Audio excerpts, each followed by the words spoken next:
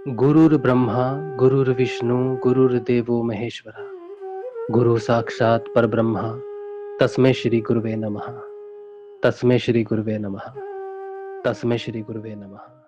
चलिए, अब बज गए 7। श्री गुरुदेव प्यारे का सत्संग अभी हम करेंगे। गुरुदेव श्री रामलाल जी सियाग, इनके सिद्ध योग से आने वाले परिवर्तन की बात हम इस सत्संग में करते हैं। ध्यान के बाद 6:30 बजे शाम को ध्यान करते हैं, फिर उसके बाद 7 बजे सत्संग करते हैं गुरुदेव का। तो अब हमारे सत्संग का समय है, जिसमें आप कुछ भी अपना अनुभव रख सकते हो, अपनी बात रख सकते हो। गुरुदेव का मंच है, बिल्कुल यही समझ के आप बात करना कि गुरुदेव का मंच पे सबको स्वतंत्रता है अपनी बात रखने की और प्रश्न पूछने की। जो भी आपका अनुभव है, जो भी बदलाव आपका है, वो आप सबके साथ शेयर कर सकते हो। किसी भी दूसरे साधक को आपके अनुभव की हो सकता है बहुत ज़रूरत हो, तो जो बदलाव आप में आता है, जिस अनुभव से आता है, अनुभूतियाँ बहुत सारी होती हैं। तो अनुभूतियाँ अगर करेंगे तो फिर वो एक तो बहुत ज़्यादा हो जाती हैं और फिर उनका कुछ परिणाम हमें नहीं पता होता। तो जो अनुभव हमें ऐसे होते हैं जो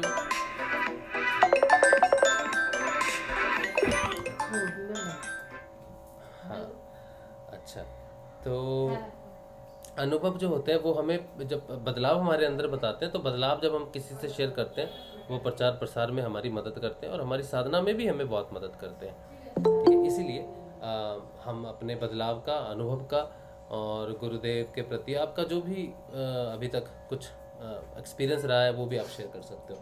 तो सत्संग शुरू करेंगे, उससे पहले हम श्री गुरुदेव का एक जयकारा लगाएंगे, फिर हम शुरू करेंगे। ठीक है, चलिए मिलके हम जयकारा लगाते हैं। बोलो समर्थ सदगुरुदेव संत श्री रामलाल जी सियाग की जय। बोलो शिव अवतारी महायोगी बाबा श्री गंगाई नाथ की जय। बोलो दशम अवतार कल की अवतार की जय। बोलो सनातन धर्म की जय। बोलो पलाना धाम की जय। बोलो जामसर धाम की जय। बोलो काजलवास धाम की जय। जय माँ शक्ति, जय माँ शक्ति, जय श्री गुरुदेव, जय श्री दादा गुरुदेव, जय श्री दादा गुरुदेव, जय श्री दादा गुरुदेव, जय श्री दादा गुरुदेव, जय श्री गुरुदेव, जय श्री दादा गुरुदेव, जय श्री गुरुदेव। आप सबको, जो आप गूगल मीट पे हैं और आप जो यूट्यूब पे हैं, आप सबको जय श्री गुरुदेव। अब आप बात करना, जय श्री गुरुदेव। अब सबसे पहले बात थोड़ी सी कर लेते हैं 5-7 मिनट इस बात की कि पलाना धाम हम सब जितने भी लोग जा रहे हैं, अगर तो आप जा रहे हो तो एक ग्रुप है जिसमें हम एक दूसरे के साथ रह सकते हैं। साथ थोड़ा सा ये है कि मदद कर सकते हैं। कुछ लोग नहीं, पहली बार जाते हैं तो उनकी मदद हो सकती है। अगर को थोड़ा कन्फ्यूज़न हो कि हम पहली बार जा रहे हैं फलाना धाम, तो कैसे जाएंगे, तो एक ग्रुप बनाया है, टेम्परेरी ग्रुप है वो। 24 नवंबर पलाना धाम बोल के टेम्परेरी ग्रुप है वो। एक बार कार्यक्रम हो जाएगा पूरा और फिर आप सब अपने घर पहुंच जाओ तो वो ग्रुप डिलीट कर दिया जाएगा। तो वो टेम्परेरी ग्रुप है। अगर आप जा रहे हो पलाना, ठीक है, तो आप उस ग्रुप को ज्वाइन कर सकते हो। वो ग्रुप का लिंक मैं फिर से आपके साथ एक बार शेयर कर देता हूँ, क्योंकि प्लान अभी तो बन रहे हैं काफ़ी, तो मैं आपके साथ शेयर कर देता हूँ इसका लिंक।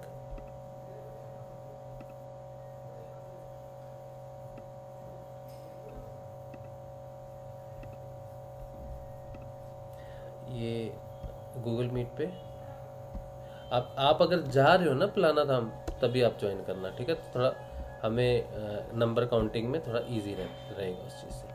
ये आप यूट्यूब पे मैंने शेयर कर दिया। तो अगर आपका प्लान बन रहा है या बन गया है तो आप इस ग्रुप को ज्वाइन कर लो और फिर अपना, उसमें सिर्फ आपने अपना ट्रैवल ही बताना है। मतलब मैं ट्रैवल कर रहा हूँ या कर रही हूँ, इतने लोग हम आ रहे हैं, इतनी तारीख से इतनी तारीख तक आ रहे हैं। और जब आप पलाना पहुँच जाओगे तो फिर आप उस ग्रुप पे मैसेज भी दे सकते हो कि कोई समस्या हो, या कोई भी किसी भी तक समस्या तो होगी नहीं, क्योंकि गुरुदेव ही लाने ले जाने वाले हैं। फिर भी किसी चीज़ की ज़रूरत पड़ी तो उस ग्रुप में अगर आप मैसेज दोगे तो वो कम से कम 50 लोगों के पास वो मैसेज पहुंच जाएगा। तो कोई ना कोई तो आपके मैसेज का रिप्लाई दे देगा। तो इसीलिए वो ग्रुप बनाया गया है। ठीक है, चलिए मैंने लिंक शेयर कर दिया, माया जी आप ज्वाइन कर लो। ठीक है, अच्छा चलिए अब जो प्रचार प्रसार की बात है, जो मेरा प्रोग्राम है मैं बता देता हूँ आपको। मैं अपनी फैमिली के साथ जा रहा हूँ, योगेश जी भी हमारे साथ जा रहे हैं, family member, extended family member Yogesh ji हमारे कलकत्ता में। तो हम जा रहे हैं यहाँ से। पहले तो हम 21 तारीख को जा रहे थे, 22 को पहुँच रहे थे दोपहर को।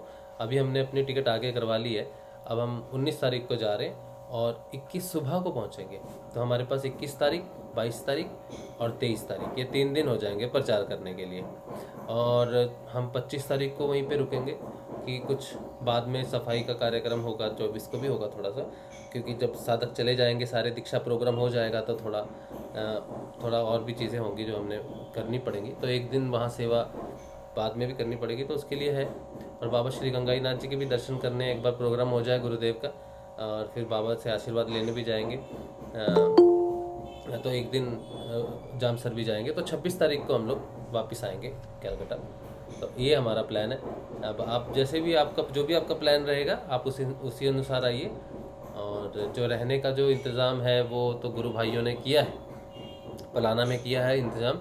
देशनोक जो 10 किलोमीटर है वहाँ पे भी आप रुक सकते हो, और बीकानेर में भी अगर आप आ चुके हो पहले तो बीकानेर पे भी रुक सकते हो। तो ये प्रोग्राम है वहाँ पर, और अच्छा बंदोबस्त है प्रचार प्रसार के लिए। जैसे मयूर भाई बहुत सारी इन्फॉर्मेशन शेयर कर रहे हैं, उन्होंने वो एक फ़ोटो भी शेयर की है जिसमें उन्होंने बहुत सारी फ़ोटो में बनाई है गुरुदेव की, जो वहाँ पे डिस्ट्रीब्यूशन होंगी। जो लोग नए आएंगे, जो साधक नए आएंगे, उनको दी जाएंगी वो सारी की सारी फ़ोटोज़। तो आप अगर आओ अपने हाथ से किसी नए साधक को जब आप फ़ोटो देते हो, उसका आनंद तो असीम आनंद की प्राप्ति होगी। जब नया कोई शिष्य जुड़ेगा और आप अपने हाथों से उनको तस्वीर दोगे गुरुदेव की, तो ये बड़ा शुभ है। तो ये एक अनुभव है, एक खुशी की बात होगी। और कुछ पाने नहीं, मैं बार बार यही बोल रहा हूँ कि जो धारणा हम में है वो किस तरह की है, भाव किस तरह का है वहाँ पर आने का, ये बहुत महत्व रखता है। अगर हम कहते हैं कि हमें क्या मिलेगा, क्या हमारी साधना आगे बढ़ेगी कि नहीं बढ़ेगी, हम घर में भी तो ध्यान कर रहे हैं, सही बात है। गुरुदेव भेद नहीं करते। गुरुदेव तो अमेरिका, अगर आप चांद पे भी बैठे होंगे ना, तब भी गुरुदेव आपका काम कर देंगे, आपको पूर्ण कर देंगे। वहाँ पर भी गुरु की कृपा असीम है, गुरुदेव बहुत दयालु हैं। लेकिन जब ये आयोजन होते हैं, चाहे वो पलाना धाम में हो या किसी छोटे से गांव में हो या किसी बड़े शहर में हो, ये बात ये है कि हम वहाँ क्यों जाते हैं, किसी भी प्रोग्राम में हम क्यों जाना चाहते हैं। एक साधक की जब दीक्षा हो जाती है, फिर उसे पाने के लिए क्या रह गया? उसे पाने के लिए कुछ और रह गया? कुछ नहीं। अब वो जाता है नए साधकों को जोड़ने के लिए। ऐसे प्रोग्राम्स की मैं बात कर रहा हूँ। ऐसे जो प्रोग्राम होते हैं वहाँ पर जाने का उद्देश्य है कि जो नए साधक हैं उनको बता सको, उनकी मदद कर सको, प्रचार प्रसार में सहायता कर सको। और रही बात समाधियों की, पलाना समाधि, जामसर समाधि और काजलवास समाधि, मेरा अपना अनुभव है। मैं किसी की बात नहीं करता, ना ही मैं किसी दूसरे का एक्सपीरियंस काउंट करता हूँ, और ना ही मैं कोई आकाशीय बात करता हूँ कि ये होगा वो होगा। मैं अपनी बात कहता हूँ आपसे। मेरे जीवन में पलाना बहुत महत्व रखता है। मेरी साधना में इतनी तीव्र गति आई है कि मैं उस चीज़ को एक्सप्लेन नहीं कर सकता। जितनी भी समाधियाँ हैं, इनमें इतनी ऊर्जा है। जब मैं वहाँ गया था तो जो हमारी पूरी साधना है ना, पूरी साधना किस लिए की जाती है? साधना मोक्ष पद जो है, मोक्ष पद तो प्राप्त है, एक आवरण ही है। बस आवरण को, सारी साधनाएं आवरण को हटाने की है। आप ध्यान करते हो, नाम जाप करते हो, सिर्फ मन को शून्य करने। जहाँ मन शून्य हो गया वहीं आपको उपलब्धि हो जाती है उस परम पद की। तो हम साधना इसीलिए कर रहे हैं कि मन के आवरण हट जाएं, वृत्तियां हट जाएं, और हम अपनी आत्मा के व्यवहार को, आत्मा तो व्यवहार भी नहीं है, बस आत्मा रूप में स्थापित हो सकें, समझ सकें कि दुनिया क्या है, शरीर क्या है, मन क्या है, वृत्तियां क्या है, आसक्तियां क्या है। इनका ज्ञान हो जाएगा तो हम अपने रूप में स्थापित हो सकते हैं। तो मन ही एक चीज़ है जो हमारा सबसे बड़ा आवरण है। जब हम किसी समाधि पे जाते हैं, चाहे पलाना में जाएं, जामसर में जाएं या फिर काजलवास में जाएं, तो वहां जाने से मन क्रियाहीन हो जाता है।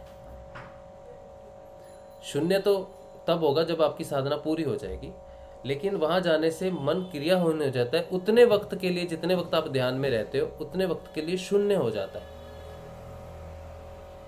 और उस वक्त आप बहुत कुछ देख सकते हो, बहुत कुछ अपने आप को, अपनी वृत्तियों को एनालाइज कर सकते हो।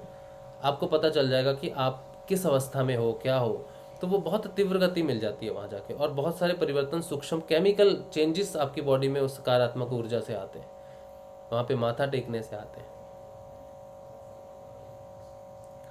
मुझे बहुत कुछ मिला है, पलाना से बहुत कुछ मिला, गुरुदेव की समाधि से बहुत कुछ मिला है। बाबा श्री गंगाई नाथ जी ने तो जो विष पिया है मेरा, मैं ही जानता हूँ।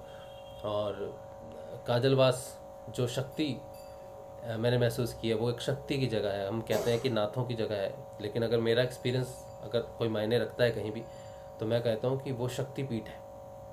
काजलवास एक शक्तिपीठ है।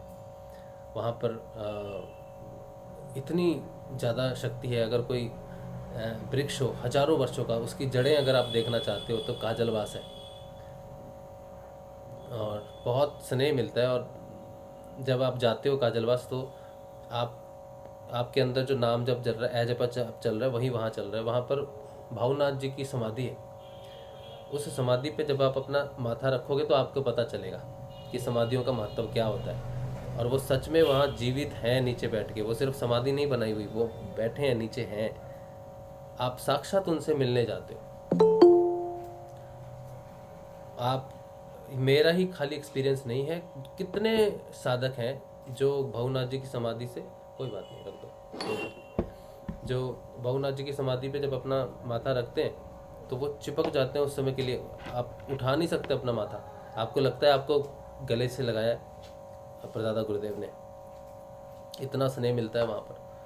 ये मेरा पर्सनल और कई लोगों का ये अनुभव है। इसीलिए आप समाधियों के प्रति अपने दिल में किसी भी प्रकार का कोई ये ना आने दें कि मुझे सब कुछ घर में मिलेगा। बहुत दयालु है आपके गुरुदेव, कहीं जाने की ज़रूरत नहीं। अगर कोई अपंग है, चल नहीं सकता, कोई मूव नहीं कर सकता, तो उसको क्या पूर्णता नहीं मिलेगी? बिल्कुल मिलेगी, क्यों नहीं मिलेगी। लेकिन जब चीज़ आपको घर बैठे मिल रही है तो उस जगह का महत्व कम तो नहीं हो जाता। ठीक है, बाकी सबको कहना चाहिए कि जाओ। गुरुदेव का खुद की ये बात है कि मैं अपने गुरु की समाधि को विश्व में लाना चाहता हूँ। ये गुरुदेव की बात है कि मैं अपने गुरुदेव की समाधि को विश्व में लाना चाहता हूँ। लोग हजारों की संख्या में, करोड़ों की संख्या में काजलवास आएंगे और जामसर की समाधि पे आएंगे। और गुरुदेव अगर कल की अवतार, जय गुरुदेव। हाँ जी धारिणी जी, आप तो जा रहे हैं, आप सब लोग जा रहे हैं, हम जैसे अगर कुछ नहीं जा पा रहे हैं और गुरु माँ के दर्शन भी हमको नहीं हो रहे हैं, तो हमारे लिए भी कुछ व्यवस्था कीजिए लाइव भैया करेंगे ना जी। प्रोग्राम वहाँ से, वहाँ माँ तो के दर्शन भी हो पाएंगे क्या? हाँ, माँ आएगी तो लाइव हो जाएगा। मैं हूँ वहाँ पर, और प्रदीप भाई हैं, और भी जिनके चैनल्स हैं वो लाइव हो जाएगा। आप बिल्कुल चिंता नहीं करना, क्योंकि काजलवास में तो हमें, क्योंकि ये तो बहुत बड़ा समागम है ना, वहाँ तो कैमरे ओपन ही रहेंगे, मुझे उम्मीद है। माँ वैसे तो देखो, लोगों की धारणाएं ऐसी हैं कि वो सर्वशक्ति अपने आप को आवरण में ही रखना चाहती है। ये सिर्फ हमारी धारणाओं की वजह से ही है कि हम माँ के दर्शनों से दूर हो जाते हैं। इसीलिए माँ भी सामने नहीं आती कैमरे के। लेकिन ये बहुत बड़ा आयोजन है, और मुझे उम्मीद है कि जैसे काजलवास में एक बार गुरु पूर्णिमा हुई थी तो माँ आई, माँ का पूरा वीडियो है उसमें, आप देखोगे तो ये भी एक बहुत बड़ा आयोजन है। इसमें तो डेफिनेटली प्रचार प्रसार के लिए तस्वीरें लगेंगी। वो काजलवास में जब माँ आई थी तब तो हम कुछ साधकों को आशीर्वाद देने के लिए वहाँ पर आई माँ, इसीलिए प्रचार प्रसार नहीं हुआ उस चीज़ का। लेकिन ये तो है ही प्रचार के लिए। तो अगर हमें इजाज़त मिलेगी ना तो हम लाइव करेंगे, अगर इजाज़त नहीं मिली तो थोड़ा रिकॉर्डिंग कर लेंगे हम, ठीक है। पर आप इवनिंग का सेशन तो कंटिन्यू करेंगे ना, क्योंकि ये तो उस मेरे टाइम आप जब प्राण है भाई, काजलवास गए थे ये तो तो मेरे प्राण आपने है। तो बिल्कुल भी बंद कर दिया था। हमारे तो मतलब रोज खोलते थे, रोज बंद करते थे, आज भैया आएंगे, आज भैया लाएंगे। और सिग्नल ही नहीं है, क्या किया जाए। सिग्नल नहीं है वहाँ पर। मैं सच्ची, जब हम लोग थे ना काजलवास में, तो रोज सुबह आना पड़ता था वहाँ से, थोड़ी 2 किलोमीटर आना पड़ता है काजलवास से सिग्नल के लिए। सुबह 6 बजे उठना और फिर वहाँ थोड़ी जगह पे जाके, लेकिन मैंने सबको बोल दिया था, मैंने भगत भाई को भी बोल दिया था, वहाँ पे 5 साढ़े 5 बजे काजलवास में शाम को समागम शुरू होता था। और आप कहीं बैठते हो ना तो आपको लय में आने के लिए समय लगता है। लेकिन मैं सच कहता हूँ कि जितनी देर मैं काजलवास रहा हूँ 5 दिन, मैं उस लय में नहीं गया। मैं सिर्फ इसलिए नहीं गया कि मुझे आप सबके साथ मेडिटेशन करना है। मेरी जो चेतना है वो, चाहे मैं कहीं भी रहूं, इस 6:30 बजे आप सबके साथ होती है जो ऑनलाइन होते हैं। ये मेरे प्राण है एक तरह से। मैंने भगत भाई को भी कहा, वो बोले मेडिटेशन करना है। मैंने कहा मेरे लिए अगर कुछ महत्वपूर्ण है, अगर मैं यहाँ तक पहुँचा हूँ तो मैं अपने सारे गुरु भाई बहनों के साथ जो मैंने मेडिटेशन किया है उसका जो लाभ प्राप्त हुआ है उसकी वजह से आज मैं खड़ा हूँ पूरे 1 साल बाद। और ये कोई इत्तेफाक नहीं है कि हमने सबने 10 तारीख को शुरू किया था मेडिटेशन, और पूरा 1 साल को उसी 10 तारीख को, 1 साल बाद 10 अक्टूबर को हम लोग काजलवास पे 5 दिन के लिए पहुँचे पहला। तो ये कोई इत्तेफाक नहीं हो सकता कि ठीक 1 साल बाद वो हमें वहाँ पे बुलाए। कोई भी अलग तारीख हो सकती थी, लेकिन ठीक 10 अक्टूबर 1 साल पूरा कंप्लीट होके 1 साल 1 दिन था वो जब हम वहाँ पे खड़े थे। तो मैं मानता हूँ कि जो नियमित ध्यान हमने किया है वो उसका फल स्वरूप वो शक्ति के दर्शन, माँ के दर्शन हुए। वहाँ पहुँचने की वो साधना है, और जितने लोगों ने किया है वो उतने ही वर्षों की साधना मैं मानता हूँ। मैं इसको 1 वर्ष की साधना नहीं मानता, मैं उसको सारी कलेक्टिवली मानता हूँ। और मैं ये भी मानता हूँ कि मैं अगर वहाँ पहुँच पाया और अगर आप नहीं पहुँच पाए, लेकिन अगर आप रेगुलर इस साधन के साथ जुड़े हो तो वो सारा फल, मैंने माँ को यही प्रार्थना करता हूँ, आज भी करता हूँ, तब भी करता हूँ, कि जो भी यहाँ पर हम पहुँच रहे हैं, तो अगर मैं दिखता हूँ बैठा हुआ तो दिखता ही हूँ बस, इसके अलावा कुछ नहीं है। वो जो पीछे सपोर्ट है ना वो किसी को दिखती नहीं। तो हम सारे उस आशीर्वाद के हकदार हैं। हम सबको इक्वल मिलना चाहिए। इसको ज़्यादा मिल गया, ये दिखता है इसलिए, ये मिल गया, ये सपोर्ट करता है इसलिए, ये पीछे है, ये तो 4 दिन ही आया था। नहीं, ऐसा नहीं होना चाहिए। गंगा में स्नान चाहे आप 1 डुबकी लगाओ चाहे 1000 डुबकियाँ लगाओ, वो तो भिगोती तो उतना ही है ना। तो वो सारा इक्वल है।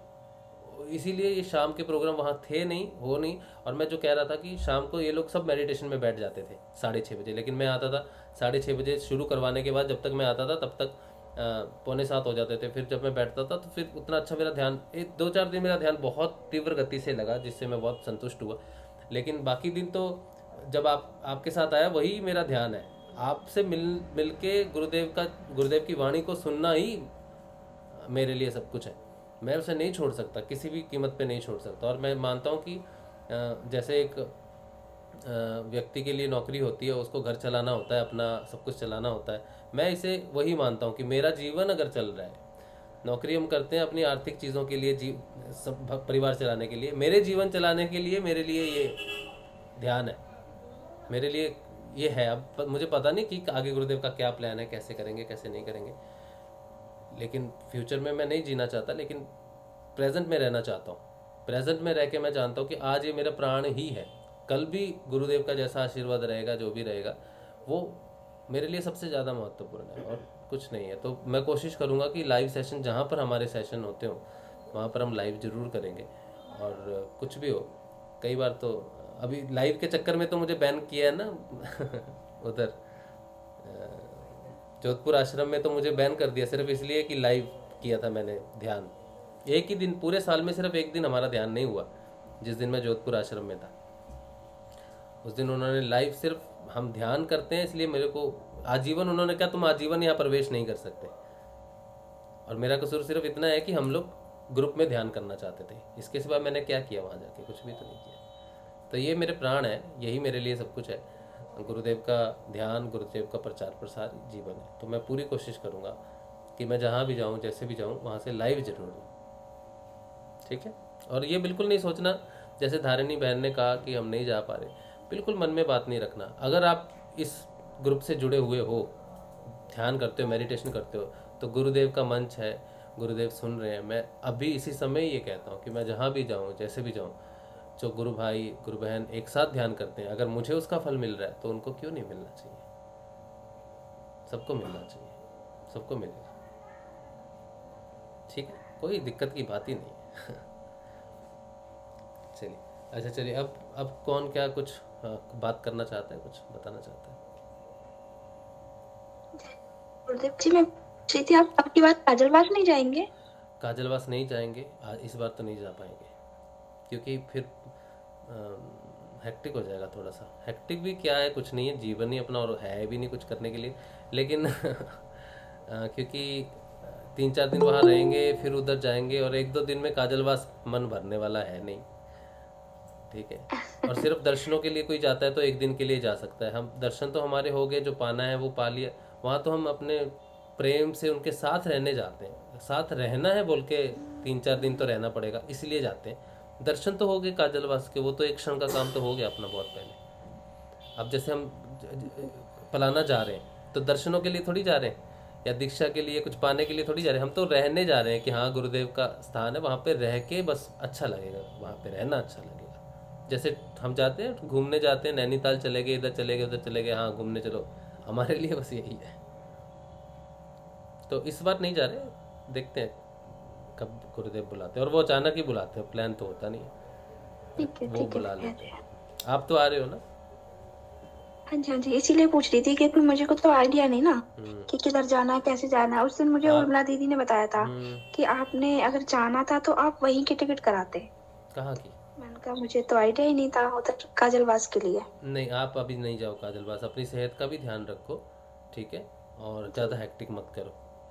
एक बार वो खुद स्वयं बुला लेंगे, वो कोई हाँ बिल्कुल ठीक है। अब एक जहाँ पर इसमें विशेष कार्यक्रम है वहाँ पर ही आओ, और सेहत का ध्यान अगले मन रखो। का वहीं पहले तो जो जरूरी है, जहाँ आज का वो है समारोह, हाँ, जहाँ पर वहाँ जाना जरूरी है बिल्कुल हमारा। वहाँ पर, हाँ, एक बार दर्शन जरूर करने चाहिए, जरूर जय एक गुरुदेव। बार। मैंने तो यही कहा था कि मन की अगर तुमने जाना था काजलवास तो उसी हिसाब से बनाते टिकट। नहीं, ये हाँ जी इनकी हाँ जी, मैं अवस्था वही अभी बता उतनी रही नहीं थी। है, हाँ हाँ। मुझे नहीं लगता कि इनको अभी ट्रैवल करना और मन की, चाहिए। हाँ मैं यही कहती, मन की पहले बीकानेर जाओ, उसके बाद देखना जो भी है।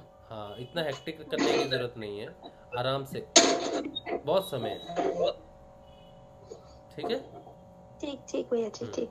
चलो, जय श्री गुरुदेव। जय श्री गुरुदेव। उर्मिला दी, जय श्री गुरुदेव। ऐसे भी गुरुदेव, अरे मैं ये कह रही हूँ जो भी ग्रुप में राचिव, हाँ, हमारे ग्रुप में जो भी गुरु भाई बहन जा रहे हैं, प्लीज उनसे ना एक फोटो ले लो गुरुदेव के साथ। नहीं है। हमारे ग्रुप में जो हम ध्यान करते सामूहिक इकट्ठा, हाँ, क्या करूँ उसका? बताया होगा ना उमा जी ने।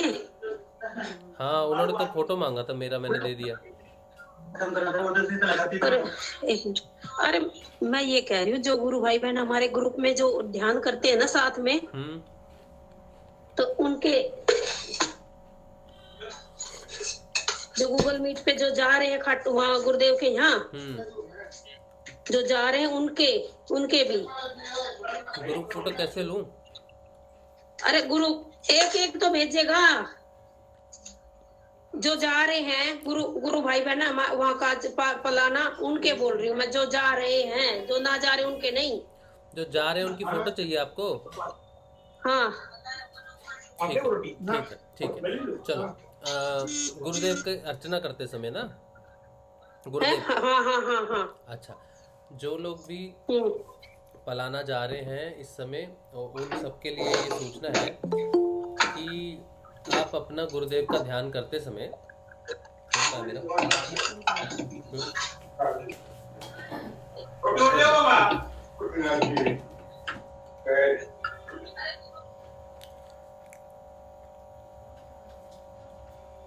हो गया, समझ आ गई? हाँ, मैं बता रहा हूँ बस। हाँ बता दो।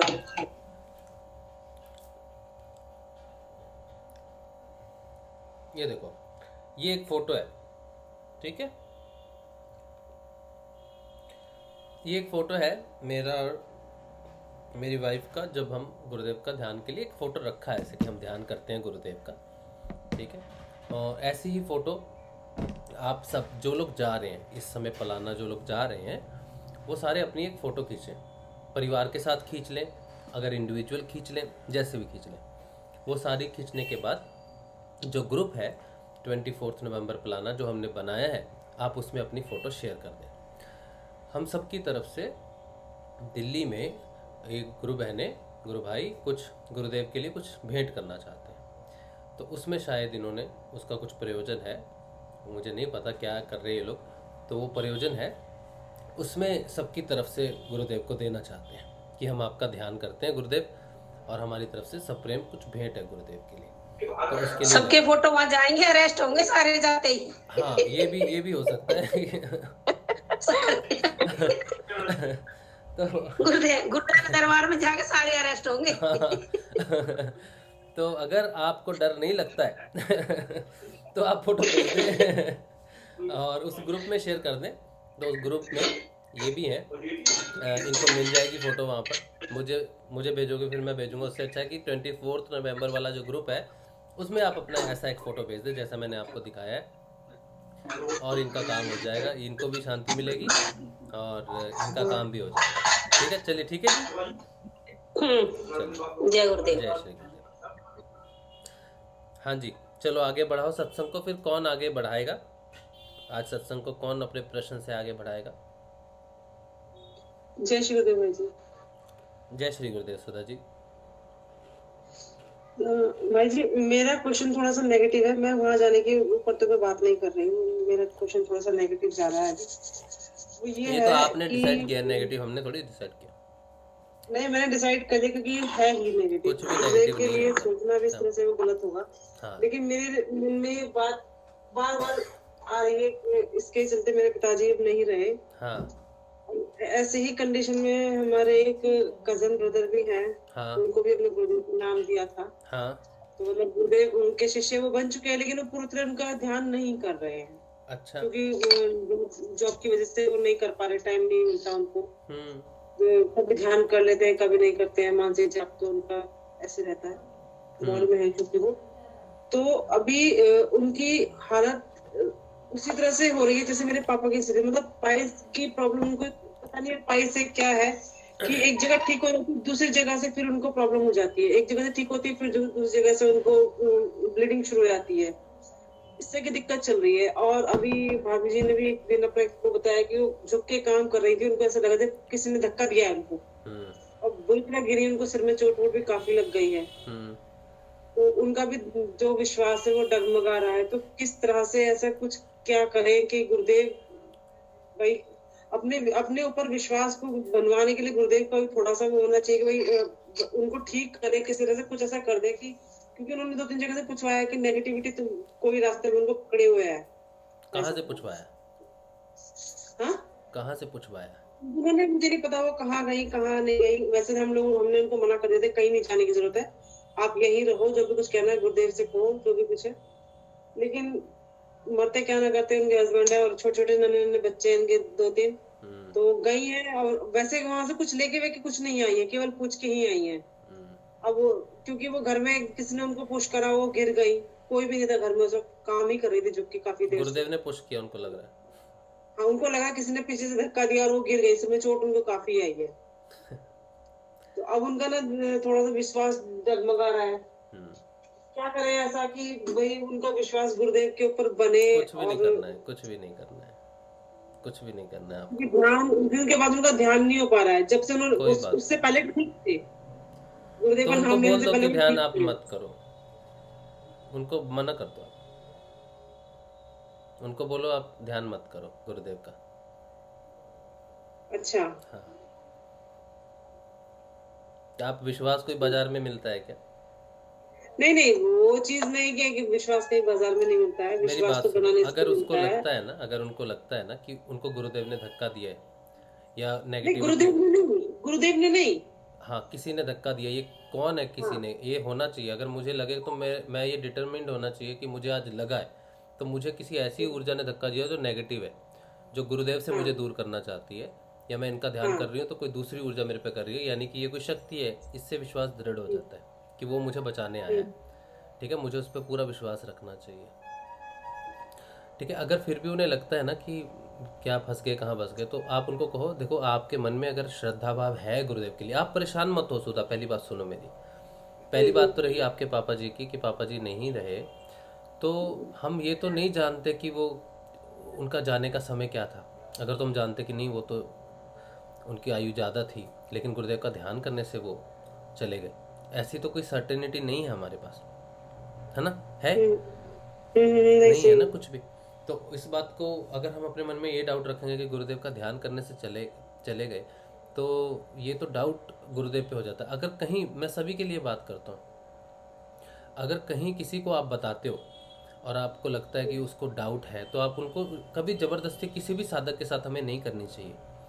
हमें सिर्फ इतना कहना चाहिए कि ये गुरुदेव हैं, इनसे बीमारियां ठीक होती हैं, आप करके देखो, शायद आपको फ़र्क पड़े। अगर फ़र्क पड़ेगा तो आप कंटिन्यू करना, वरना जो आप करते हो करते रहो। इतना ही प्रचार ध्यान में उनको इस चीज का तो फील हुआ, उनको फील हुआ है। वो कहते हैं कि मैं जब ध्यान कर रही थी तो कुछ सेकंड के मेरा ध्यान लगा और मुझे ऐसा लगा कि मैं धरती से ऊपर उठ रही हूँ, ऐसा उनको फील हुआ। अच्छा। तो मतलब विश्वास तो कहीं ना कहीं है, विश्वास तो उनका कहीं ना कहीं है, लेकिन ये चीज बढ़ रही है, भाई साहब की बीमारी बढ़ रही है, वो घट नहीं रही है, कहीं भी वो घट नहीं रही है।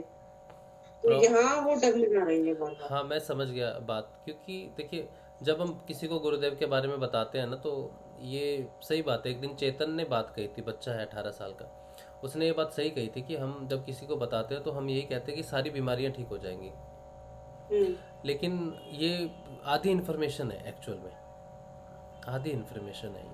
हमें जो प्रचार हम करते हैं ना, हमें कहना चाहिए कि इससे सारी बीमारियां ठीक होती हैं, आध्यात्मिक प्रगति भी होती है और सुख शांति भी बनती है, ठीक है। लेकिन लोग सिर्फ यही सोचते हैं कि मैं गुरु से जुड़ा हूँ तो मैं सिर्फ और सिर्फ बीमारी के लिए जुड़ा हूँ, जिससे वो धारणा पक्की होती नहीं, वो विश्वास नहीं है कि हम किसी कारण की वजह से जुड़े।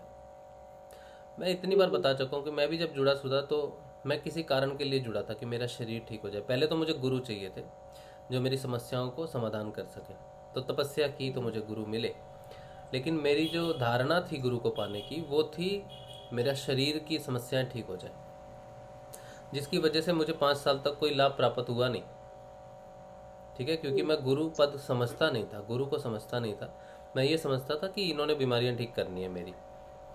लेकिन जब मैं समझा उनको तो बीमारियां मूल नहीं रही, बीमारियां मेन नहीं रही। अब समझ में आता है कि गुरु का महत्व जीवन में कुछ और है, ठीक है। तो अगर आपको लगता है कि किसी को कोई प्रॉब्लम हो रही है, कुछ भी हो रही है, तो फिर वो गुरु को पहले समझते नहीं। पहले तो हमें थोड़ा सा समय उनके साथ यही बिताना चाहिए कि गुरु हमारी समस्याओं को धीरे धीरे सॉल्व करता है। हमारे कर्म प्रारब्ध होते हैं, कोई नेगेटिविटी नहीं होती। मैं फिर से ये बात कहता हूँ कि एक आपके पास आईना है और एक आपके पास कैमरा है। कैमरे में आप फोटो खींचते हो तो रह जाती है, आईने में आप जाते हो तो उसमें फोटो रहती नहीं। यही आत्मा और चित्त का अंतर है। आत्मा कुछ भी स्टोर नहीं करती, वो हमेशा निर्मल रहती है, ठीक है। ये आत्म स्थिति है जो व्यक्ति पूरी तरह क्लियर होता है। और जो चित्त होता है उसमें सारी चीज़ें इकट्ठी होती रहती है, जिसे हम नेगेटिव पॉजिटिव का नाम देते रहते हैं। गुरुदेव का एक शब्द है कि ये सारा संसार उस परमात्मा का ही विस्तार रूप है। इसका अर्थ है इसमें तो बहुत सारी चीज़ें आती हैं, नेगेटिव पॉजिटिव आती है, तो परमात्मा नेगेटिव पॉजिटिव से ही बना हुआ है, उसको छोड़ के कुछ भी नहीं है। तो अगर हम कहते हैं कि मैं नेगेटिव बात करना चाहती हूँ तो हम परमात्मा को आधा ही कंसीडर करते हैं। आप बिल्कुल इस धारणा को हटा दो, जितने भी लोग सुन रहे हैं, कि कुछ भी नेगेटिव चीज़ आपको प्रभावित करती है या कुछ भी होती है, कुछ नहीं करती। वो परमात्मा का ही अंश है, हमारे कर्म है, हमारे अंदर ही है, तमस गुण हमारे अंदर ही है।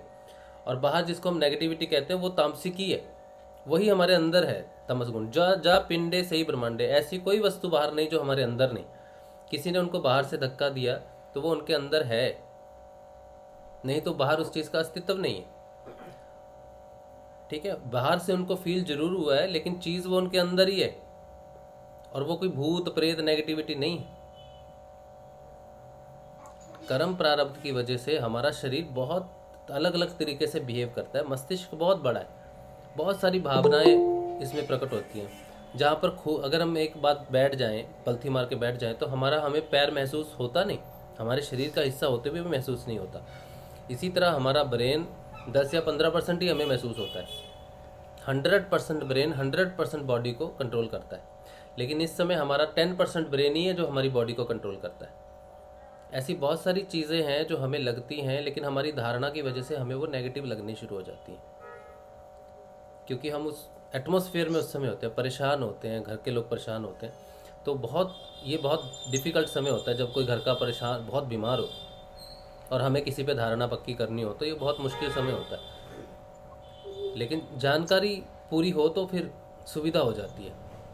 इसीलिए आप जिसको भी जोड़ते हो उनको थोड़ी जानकारी देनी ज़रूरी है, और उनको ये आज़ाद रखना ज़रूरी है कि अगर आपको अच्छा नहीं लगेगा तो आप छोड़ देना, अगर आपको अच्छा लगेगा तभी आप करना। उस दिन विजय लक्ष्मी गुरु बहन भी कह रही थी कि मेरे पड़ोसी मान ही नहीं रहे, हमने जिद पकड़ ली है और हमारी जिद का परिणाम गलत ही होगा। जिसको गुरु नहीं पकड़ना चाहता उसको आप जबरदस्ती कैसे पकड़वा सकते हैं? जिसकी धारणा पक्की नहीं है, जिनको विश्वास नहीं है, तो उनको कह देना चाहिए बिल्कुल बिल्कुल, अगर आपको बिल्कुल आराम नहीं आ रहा ना तो आप मत करो, बिल्कुल मत करो, आप छोड़ दो। उनको साहस तो मिलेगा कि हाँ चलो, अगर उनमें होगा गुरु का तत्व होगा तो वो जुड़ जाएंगे। आपका जबरदस्ती करने से कोई कुछ फायदा नहीं होगा। और जहाँ उसने हजारों लोगों को ठीक किया है, वो मेरे से कोई पर्सनल दुश्मनी रखता है क्या जो मुझे मार देगा? नहीं करेगा। ये सिंपल थॉट है बिल्कुल। वो लास्ट, उसने कभी किसी से पैसा नहीं लिया। इवन लोग ठीक हो गए, उन्होंने कहा कि रिपोर्ट दे दो, तो बोले मैं रिपोर्ट नहीं दे सकता। तो गुरुदेव बोले ठीक है तू जा, किसी और से ले लूँगा। तो जो बीमारी से, मौत से बचाता है और कहता प्रमाण दे के जाके तू बचाए, वो कहता मैं नहीं दे सकता, तो गुरुदेव कहते कोई नहीं, कोई और दे देगा। पैसा तो दूर की बात है, प्रमाण तक लोग नहीं देते गुरुदेव को, और गुरुदेव कहते कोई बात नहीं, कोई और दे देगा, तू अपना जीवन जी ठीक से। इतना दयालु परमेश्वर है। और फिर भी अगर हम सोचें कि गुरुदेव का नाम लेने के बाद कोई नेगेटिव प्रश्न है, तो सवाल फिर हमारी हमारी पात्रता पे उठता है। हम जुड़े भी रहें कई वर्षों तक, लेकिन अगर हमारा मन निर्मल ही ना हो गुरु के प्रति, तो हम जुड़े ही नहीं। दुख और सुख का, मेरे से दुख तो पूछा ही मत करो, या दर्द की बात तो मुझसे पूछो ही मत। ये तो शरीर के साथ मेरे कर्म है, इसमें गुरु का कोई दोष नहीं है। मेरे गुरु का एक रत्ती भर भी दोष नहीं है मेरे दुखों में, और मेरी समस्याओं में मेरे गुरु का कोई भी दोष नहीं है। सारा दोष मेरा ही है। लेकिन जो मुझे दुखों में भी मेरे को खाना दे रहा है, वो मेरा गुरु दे रहा है, ये उसका है। दुख देने में उसका कोई हाथ नहीं है, क्योंकि वो दुख देता नहीं कभी किसी को। वो तो सुख देने आया है, वो तो परिवर्तन करने आया है, वो तो उत्थान करने आया है। जो उत्थान करने आया है वो दुख कैसे दे सकता? चलो मैंने माना कि उसने मेरे कंधे, मेरे अभी शोल्डर दर्द कर रहे हैं, ठीक है, मैं इतनी ऊंची हाथ नहीं उठा पा रहा हूँ, सो नहीं पा रहा हूँ, लेट नहीं पा रहा हूँ, बहुत मुश्किल हो रही है, बोल नहीं पा रहा हूँ। मेरा बोलना देख रहे हो, मेरा मुंह नहीं हिल रहा, मेरे सिर्फ जबड़ा हिल रहा है। तो इस समय में मेरे ये पूरा दर्द है, हिल नहीं पा रहा हूँ, कुछ नहीं कर रहा हूँ, ऐसे ऐसे ही हाथ कर रहा हूँ, देखो रोबोट की तरह चल रहा हूँ। तो ये मुझे जलंधर बंद लगा, मुझे उड्डयन बंद बहुत ज़ोर से लगा। उड्डयन बंद लगने से मेरी सारी कोशिकाओं पे इतना खिंचाव पड़ा है कि वो दर्द कर रही है। तो मैं क्या गुरुदेव को कहूँ कि गुरुदेव मेरे को इतना दर्द हो रहा है, ठीक कर दो? मैं तो कह रहा हूँ वेलकम है गुरुदेव, अभी भी मैं थोड़ा हिल कर पा रहा हूँ, अभी तो है मेरे में शक्ति, एक बार और लगाओ ना उड्डयन बंद, जलंधर बंद, कोई दिक्कत नहीं है। तो जो मेरे लिए सुविधा है, मेरे लिए जो काम कर रहा है, मुझे थोड़ी सी मूर्ति अगर मुझे बनाना है, मुझे पत्थर से उठा के थोड़ा कारीगरी करनी है, तो थोड़ा ठोक पीट तो मुझे होगी। तो जितने भी लोग जुड़ते हैं आपके साथ, आप उनको ज़बरदस्ती किसी को साथ मत करो। अगर किसी को कोई दिक्कत हो रही है तो उसे कहो कि ठीक है आप मत करो, इसमें कोई बड़ी बात नहीं, कुछ नहीं, कोई नेगेटिव नहीं। आप कह दो आप जो पहले कर रहे थे, डॉक्टर वॉक्टर को दिखा रहे थे, आप उन्हीं को दिखाओ। जब आप ठीक हो जाओगे, समय मिलेगा, तब आप ध्यान करके देखना। अभी आप वैसी मुसीबत में हो और आप को डर भी लग रहा है, तो फिर कोई बात नहीं, मत करो।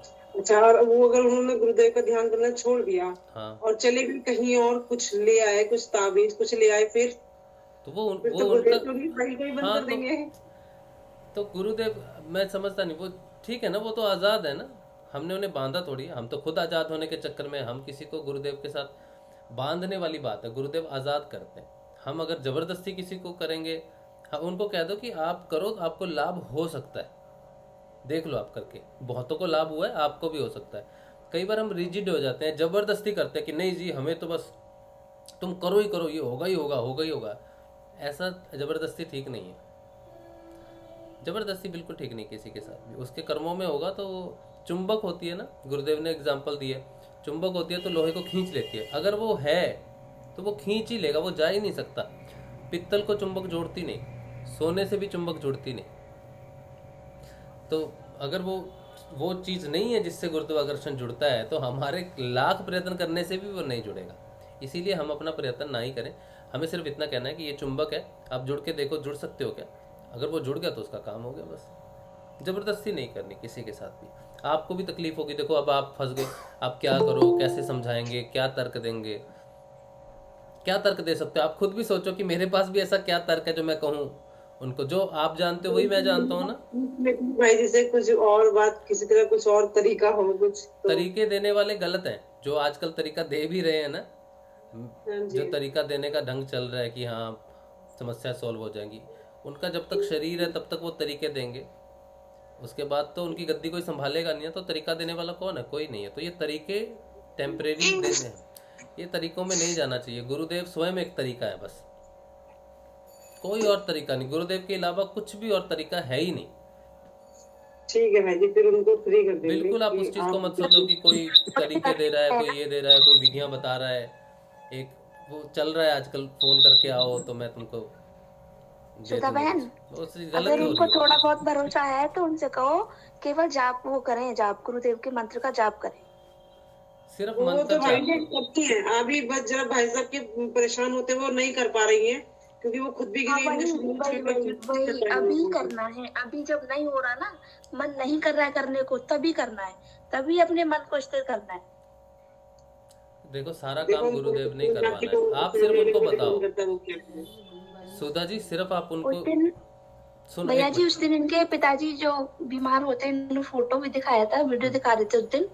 आपने बोला इनके गुरुदेव, इनके पिताजी के लिए ध्यान करो। पता नहीं मेरे अंदर से ध्यान, मतलब उनको शांति देने के लिए जब आपने बोला था इनके लिए प्रार्थना करें, तो मेरे अंदर से ये नहीं निकला गुरुदेव इनको ठीक कर दो।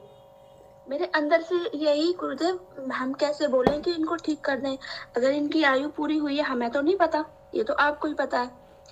लेकिन अगर हाँ है, अंदर से बार बार मन कह रहा कि मैं इनको बोल दूं, बहन जिस किसी को बुलाना है आप बुला लो, ये 10-11 के बीच में ही, बीच तक ही रहेंगे। पता नहीं अंदर से ऐसा क्यों हो रहा था। लेकिन मैंने बोला नहीं कि ऐसा अच्छा नहीं लगेगा।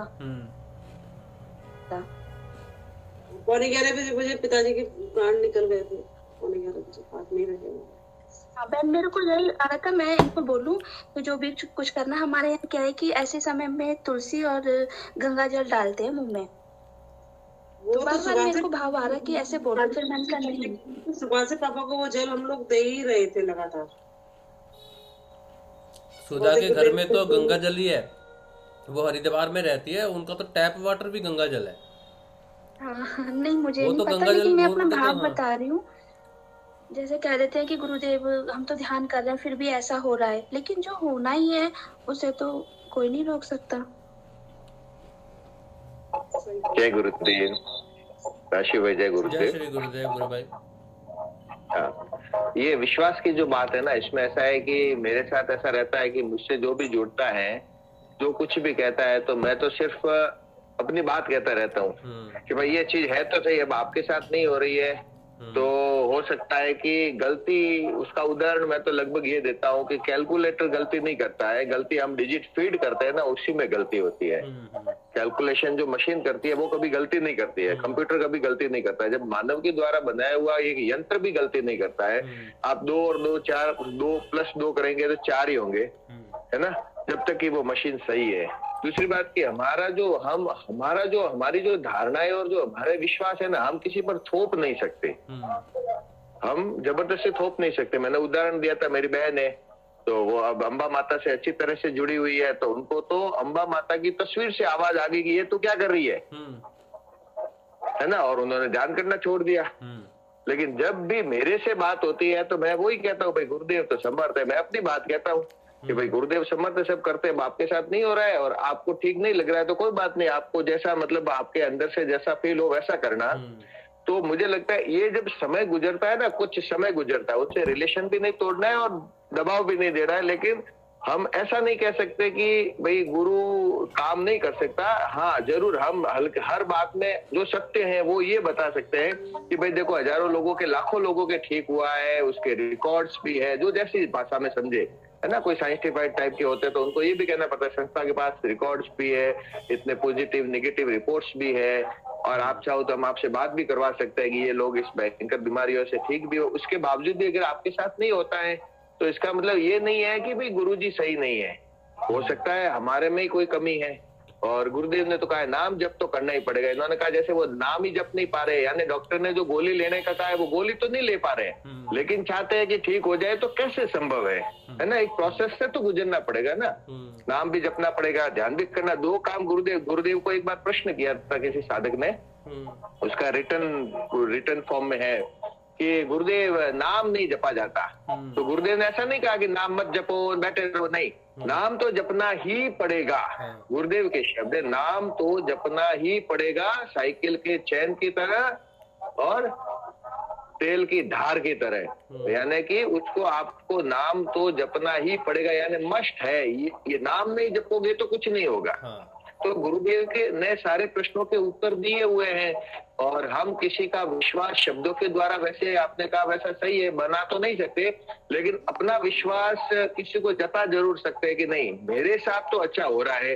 अब आपके साथ नहीं हो रहा है, नहीं जचता है तो ठीक है, आप छोड़ रहे हो तो आपकी इच्छा है, लेकिन तो भी बात पुनः हम लास्ट में जाके एक ही बात कहते हैं कि नहीं यार गुरुदेव तो समर्थ है। और जब भी मिले तब अपने गुरुदेव के बारे में ही उनसे जब बात करते हैं, तो ऐसा भी हो गया है कि जहाँ भी जाओ बैठते हैं करते हैं, तो कहीं कोई भी बात होती है तो गुरुदेव की बात होती है हर जगह, दूसरी बात होती नहीं है। तो क्योंकि वो सत्य है, जो हम सत्य जानते हैं उसको ही कहना पड़ेगा।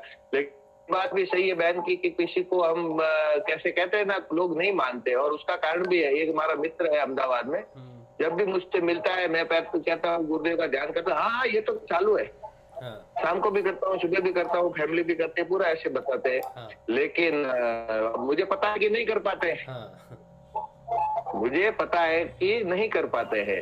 तो उसके लिए तो क्या, तो उसने मुझे पूछना भी बंद कर दिया कि इस समस्या का क्या समाधान है, क्योंकि उनको पता है कि एक ही जवाब होगा, भाई नाम जप पर ध्यान कर, और कुछ नहीं होता तो तू और तेरे कर्म, और तो कह सकता है।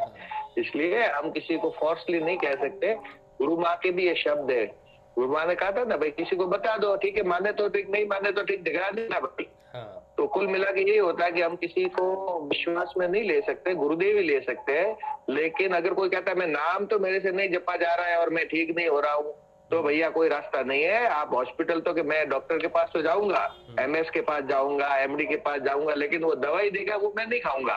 फिर के मुझे ठीक होना है, डॉक्टर की फोटो लगा दी ठीक हो जाऊंगा, तो मुझे नहीं लगता ऐसा संभव है। गुरुदेव की वाणी तो यही है, नाम तो जपना ही पड़ेगा। नाम की बड़ी विशेषता है, आपको नाम जपना पड़ेगा, गुरुदेव ने कहा, सही बात। और किसी के साथ जबरदस्ती हम नहीं कर सकते। हम गुरुदेव के बारे में बता सकते हैं। गुरुदेव ने बड़ी सिंपल सी एग्जांपल दी है, अपने बेटे को समझा रहे थे कि कौन लोग जुड़ते हैं, चुंबक का एग्जांपल दे रहे थे। वही एग्जांपल है यहाँ हमारे लिए, सबके लिए। हमें व्याकुल होकर गुरुदेव को नेगेटिव मानने की जरूरत नहीं। गुरुदेव कोई जुड़ता तो है नहीं, गुरुदेव कोई ठीक होता तो है नहीं, ये तो हमारी धारणा पे हम खुद ही वार कर रहे हैं।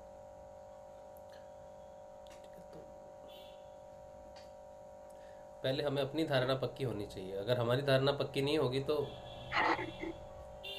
प्रचार कैसे करेंगे?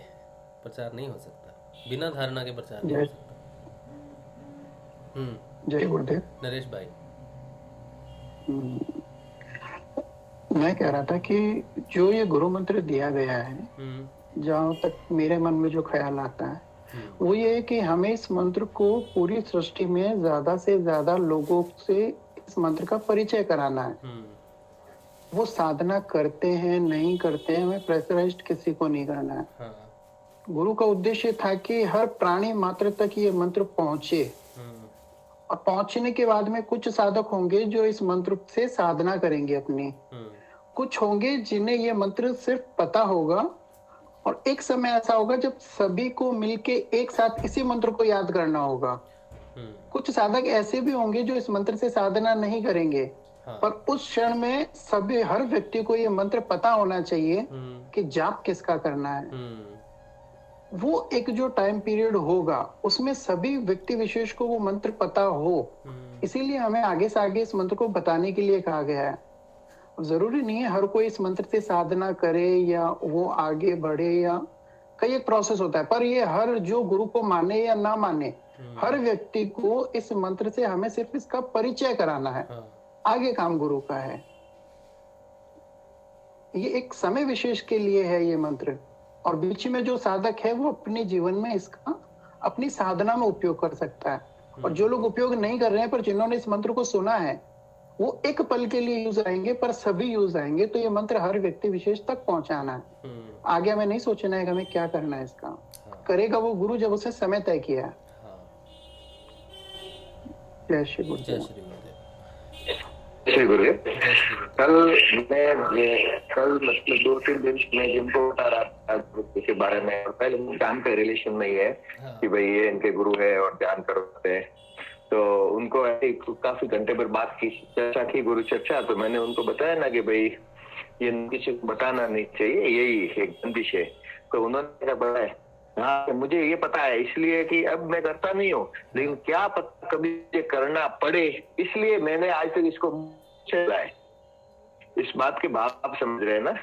उस व्यक्ति ने क्या कहा, पता है गुरुदेव के बारे में, लेकिन वो कुछ की खोज कर रहे हैं भाई कैसे है क्या है। लेकिन मुझे ये लगा कि उनके अंतर मन में एक बात तो फिट हो गई कि क्या पता कब आप करना पड़ जाए, इसलिए मैं मुंह से बोल के उस मंत्र को भंग नहीं कर रहा हूँ। तो मैं सोचा मेरा काम हो गया भाई, है ना। ये बीज तो बैठ गया ना कि हाँ कुछ तो है, जरूरत पड़ सकती है, इसकी मुझे भी जरूरत पड़ सकती है।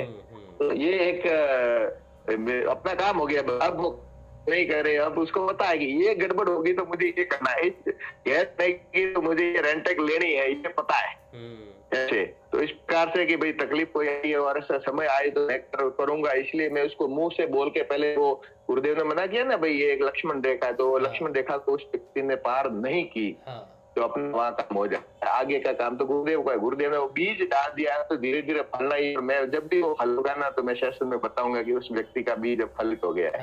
जय गुरुदेव। और मैं भी एक चीज बोलना चाहता हूँ, मैं अब ये फील कर रहा हूँ कि लोग जुड़ रहे हैं अपने आप। मैं किसी के पास जाता नहीं प्रचार करने के लिए, लोग आ जाते हैं, उसी समय मन में भावना आती है कि इसको बता दिया जाए। वो भावना उस व्यक्ति को देख के आ जाती है। मैं रास्ते में निकलूँ तो मुझे चूज करना पड़ेगा, इसको बता दूँ इसको बता दूँ, वो मैं चूज कर रहा हूँ, मैं अपनी बुद्धि से चूज कर रहा हूँ। लेकिन एक समय आपकी साधना में ऐसा आता है कि व्यक्ति आपके सामने खड़ा होगा, आएगा आपके पास बात करने के लिए, चाहे वो कुछ भी 2 सेकंड का ही काम हो उसका, सिर्फ आपसे एड्रेस पूछने ही आएगा कि यहाँ से कहाँ जाना है। बोल रहे यहाँ से इधर जाना है, अच्छा आप एक काम करो, ये हमारे गुरुदेव का प्रसाद चल रहा है, आप ये लीफलेट ले जाओ, ये पैम्फलेट ले जाओ, ये तस्वीर ले जाओ। जब भी आप कभी भगवान की पूजा करते हैं, कुछ भी करते हैं, या आप मेडिटेशन करना चाहें कभी, तो आप इनकी फ़ोटो के सामने बैठ के मेडिटेशन एक बार करके देखें। अगर अच्छा लगेगा तो आप नंबर वगैरह दिए हैं, वेबसाइट दिए हैं, आप उसके थ्रू ज़्यादा जानकारी तब लेना, अगर ज़रूरत पड़ेगी आपको तो एक बार आप ले जाओ इसको। तो वो जाएगा तो लीफलेट में जो लिखा रहेगा वो एक बार पढ़ लेगा, तो उसको अगर जुड़ना होगा तो वो जुड़ जाएगा। हमारा काम इतना ही है बस, और वो आएगा आपके पास। यही गुरुत्वाकर्षण है जो शिष्यों में पैदा होता है, जो गुरुदेव में पैदा हुआ, जो हम में पैदा हो रहा है, वो यही है कि वो आदमी स्वयं किसी ना किसी बहाने से आ जाएगा और आपके अंदर पता चल जाएगा, वो चुंबक हिल जाएगी, वो गुरुत्वाकर्षण आपको मैसेज दे देगा कि 1 मिनट भी नहीं लगता इतनी बात करने में, सिर्फ कभी ध्यान करो, मेडिटेशन करो तो जोड़ देना। हाँ जी बेबी। जय श्री गुरुदेव। मैं भी एक बात रखना चाहती हूँ अपने। हाँ जी। पिछली 24 नवंबर को ना यहाँ पर कुछ लोग इकट्ठा हुए थे, जैसे मेरे गांव के भी थे। तो मैंने यहाँ पर हुआ गुरु मंत्र का या जो भी सारा प्रोसेस, ध्यान भी करवाया गया, सारे कुछ। तो नहीं भी मानने वाले लोग थे बीच में, जैसे यहाँ पर गुरुओं की तो बाढ़ आई हुई है, सभी ने अपने अपने गुरु धारण किए हुए हैं। तो उसमें एक लेडीज मुझे कल मिली। तो वो कह रही है, क्योंकि उसने कुछ माना नहीं, ठीक है, ध्यान किया, गुरु मंत्र सुना, और पिछले साल का वो अपने घर चली गई, बात खत्म, खाना पीना खा के ना, लंगर वगैरह करके। तो अभी मुझे 3-4 दिन पहले मिली, कहती मुझे ना जीभ मेरी कुछ पता नहीं, कुछ अलग सा ही हो रहा, मुझे मेरी जीभ पीछे को हो रही है, तालू के ऊपर चिपक रही है, मैं जबरदस्ती उसे निकाल रही हूँ, और मुझे कहती बड़ा अच्छे सपने आ रहे हैं। मतलब मुझे अच्छा लग रहा है कि मुझे कुछ ऐसा जैसे कृष्ण और राधा की या कुछ भी, कहती मुझे ऐसे सपनों में दिखाई तो बड़ा अच्छा लगता है। तो मैंने उसे कहा कि भाई बधाई तेरे को, तो बहुत बहुत तेरी जीभ ऐसे के ऊपर चिपक रही है। कहती मुझे सुबह तो मतलब मुझे ऐसे, कहती मैं तो डॉक्टर के पास जाने वाली थी कि रहा है। मैं कहा ये तो तेरे तू बधाई की पात्र हो गई भाई, अब तो मैं कहा जर्नी शुरू हो गई। क्योंकि ये सारी चीजें ऐसी होती हैं कि हम नहीं मानते, मतलब जब मैं गुरु से ना जुड़ी हो तो मैं भी ना मानूंगी, कोई नहीं मानता ऐसे।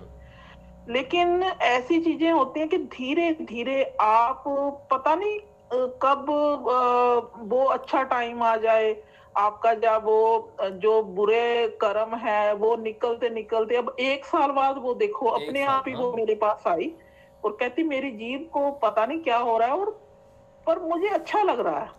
उसे पता नहीं क्या हो क्या रहा है, उसे अच्छा लग रहा है कि हाँ मुझे अच्छा लग रहा है, लेकिन ये जीव वाला सिस्टम मेरे को पता नहीं क्या हो रहा। फिर मैंने उसे समझाया कि भाई ये तो बड़ी अच्छी बात हो रही है तेरे साथ, जो 2-4 थोड़ी सी मैं भी प्रेशर दे देती हूँ कि भाई ये तो बहुत जोगियों वाली चीज है, ये जीव का ऊपर लग जाना, मतलब लोग हठ योग में करते हैं, तेरी अपने आप लग रही है, तो मतलब बंदे को और ऐसे होता है कि नहीं ये तो बड़ी अच्छी बात है।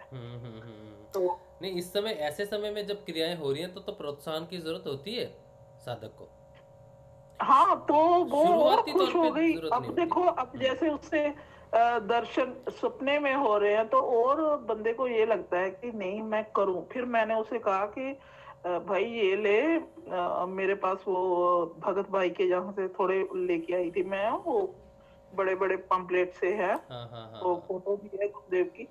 मैंने कहा ये रख ले, और भाई इनके सामने बैठ के जहाँ तूने अपना रखे हुए है ना कृष्ण राधा कृष्ण जो भी वही रख लो और बैठ के बस ध्यान करो इनकी फोटो के सामने। मैंने उसे देखो पता क्या होता, मैं उसे जो 20 साल से अपने गुरु से जुड़ा हुआ है, मैं नहीं उससे कहूंगी कि भाई अपना गुरु को छोड़। मैंने कहा बस उसे रख और सामने बैठ के ध्यान कर, बस ऑटोमेटिकली हो रहा है। तो हम क्यों प्रेशर करें किसी को। 1 साल बाद वो अपने आप आके, मैं भी बड़ी खुश हुई कि भाई अब चल तेरी शुरू हो रही है जर्नी, तो बड़ी अच्छी बात है। होती है कोई भगवान की ओर चले तो हमें भी अच्छा लगता है कि ठीक है भाई। तो ये सारी बातें खुद ब खुद रास्ते बन जाते हैं जब आपके ना, असल में पता क्या होता है राशिद, मैंने अपनी यात्रा का भी ये अनुभव है मेरा कि कुछ ऐसे हमारे कर्म होते हैं जो हमें एकदम हम पटड़ी पर नहीं चल सकते। जैसे एकदम वो चीज नहीं हो सकती। मुझे भी टाइम लगा, तुझे भी लगा, या औरों को भी लगता है कि कुछ हमारे ही कर्म आड़े आते हैं। वो गुरुदेव धो रहे होते हैं, उन्हें साफ कर रहे होते हैं, हमें पता नहीं चलता। फिर जब हमारी वो स्टेज आ जाती है कि हाँ हम अब क्रियाएं होने लगी, अब हमें अच्छा लगने लगा, अनुभूतियां होने लगी, फिर तो बिल्कुल सारी बात ही साफ हो जाती है। लेकिन कुछ ऐसे कर्म रास्ते आड़े आते हैं जब हम नहीं मानते कि नहीं ये हो ही नहीं सकता, या गुरु और बहुत है, या आपका क्यों मानूं मैं आपके गुरु को, मतलब कई चीजें ऐसी होती हैं। वो हमारे ही कर्म होते हैं जो हमें रास्ते से भटकाते हैं, या कुछ ना कुछ ऐसी चीजें होती हैं। वो गुरुदेव ना जैसे पर्दे के पीछे बहुत कुछ चलता रहता है, बहुत कुछ होता है, हमें नहीं पता होता वो। टाइम हम अपनी यात्रा को समझते हैं कि जब हमें अनुभव होने लगते हैं, हम तो उसी टाइम समझते हैं ना कि अब हमारी यात्रा। लेकिन उससे पहले भी बहुत कुछ घटनाएं घटती हैं जो हमें नहीं पता होती। हाँ, बिल्कुल सही बात है, बिल्कुल सही बात। हाँ, हमारे रास्ते साफ होते हैं, हमारे कर्म कटते हैं, पता नहीं वो क्या क्या गुरुदेव करते हैं। मैं इस बात को ना अपने अनुभव से कहती हूँ कि पता नहीं वो कितना लंबा सफर होता है पीछे का, जो हमें पता ही नहीं होता। फिर जब हम बिल्कुल उस चीज पर आ जाते हैं कि हमें अनुभव होने शुरू हो जाते हैं, फिर तो हम मानने लग जाते हैं, धारणा पक्की हो जाती है।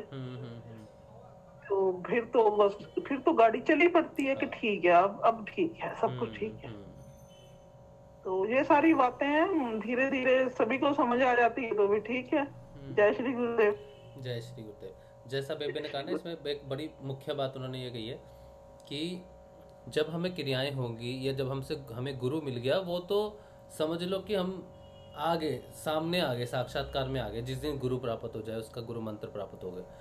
लेकिन वहां तक पहुंचने के पीछे कितने जन्म है, कितना काम हुआ है, आपने कितनी तपस्या की है, कितनी क्रियाएं, हठयोग, साधना व्रत पता नहीं क्या क्या करके आए हो, तब जाके गुरु की प्राप्ति होती है। संसार में दो तरह के लोग हैं, एक संसारिक और एक तपस्वी। तपस्वी यानी कि योगी कह लो आप।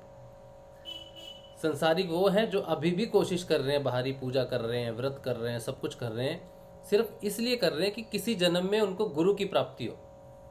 और जिनको गुरु की प्राप्ति हो चुकी है वो आप सौभाग्यशाली हो, आपने कितने व्रत कितने कुछ करके आए हो। बस हमारी समस्या ये है कि हमारी जो एजुकेशन सिस्टम है, हमारा जो परिवार की एजुकेशन का सिस्टम है, इसमें गुरु की महत्ता बताई नहीं जाती कि वो कौन है, वो कैसे मिला, वो उसके मिलने के बाद जीवन कैसा होना चाहिए।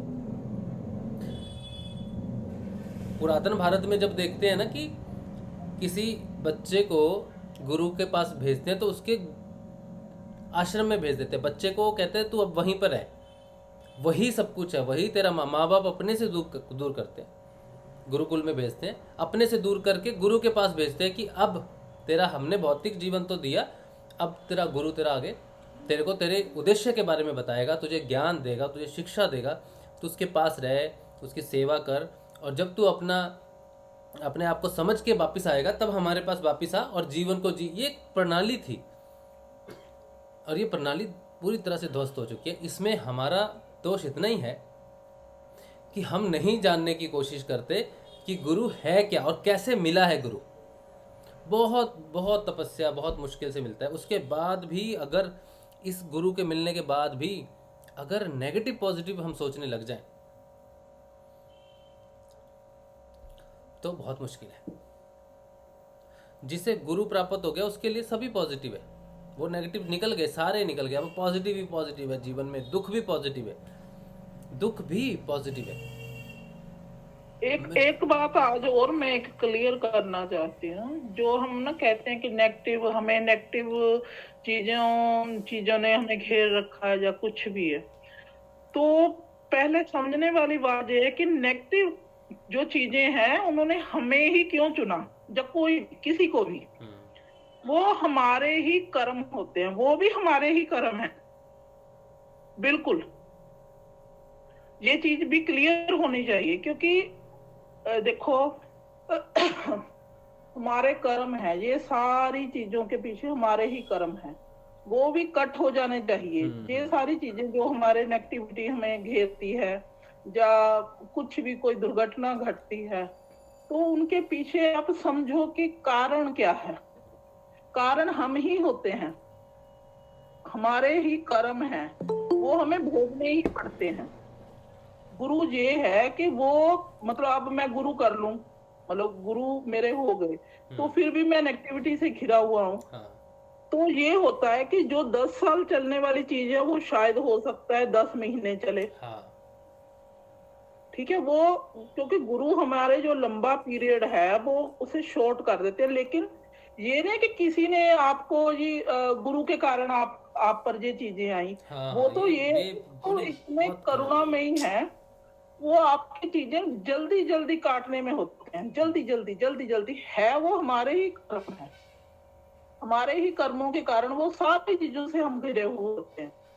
कोई ये नहीं है कि हाँ राशिद के कारण हुआ या मेरे कारण हुआ या कोई और, कुछ नहीं, बिल्कुल भी ये समझने वाली बात है।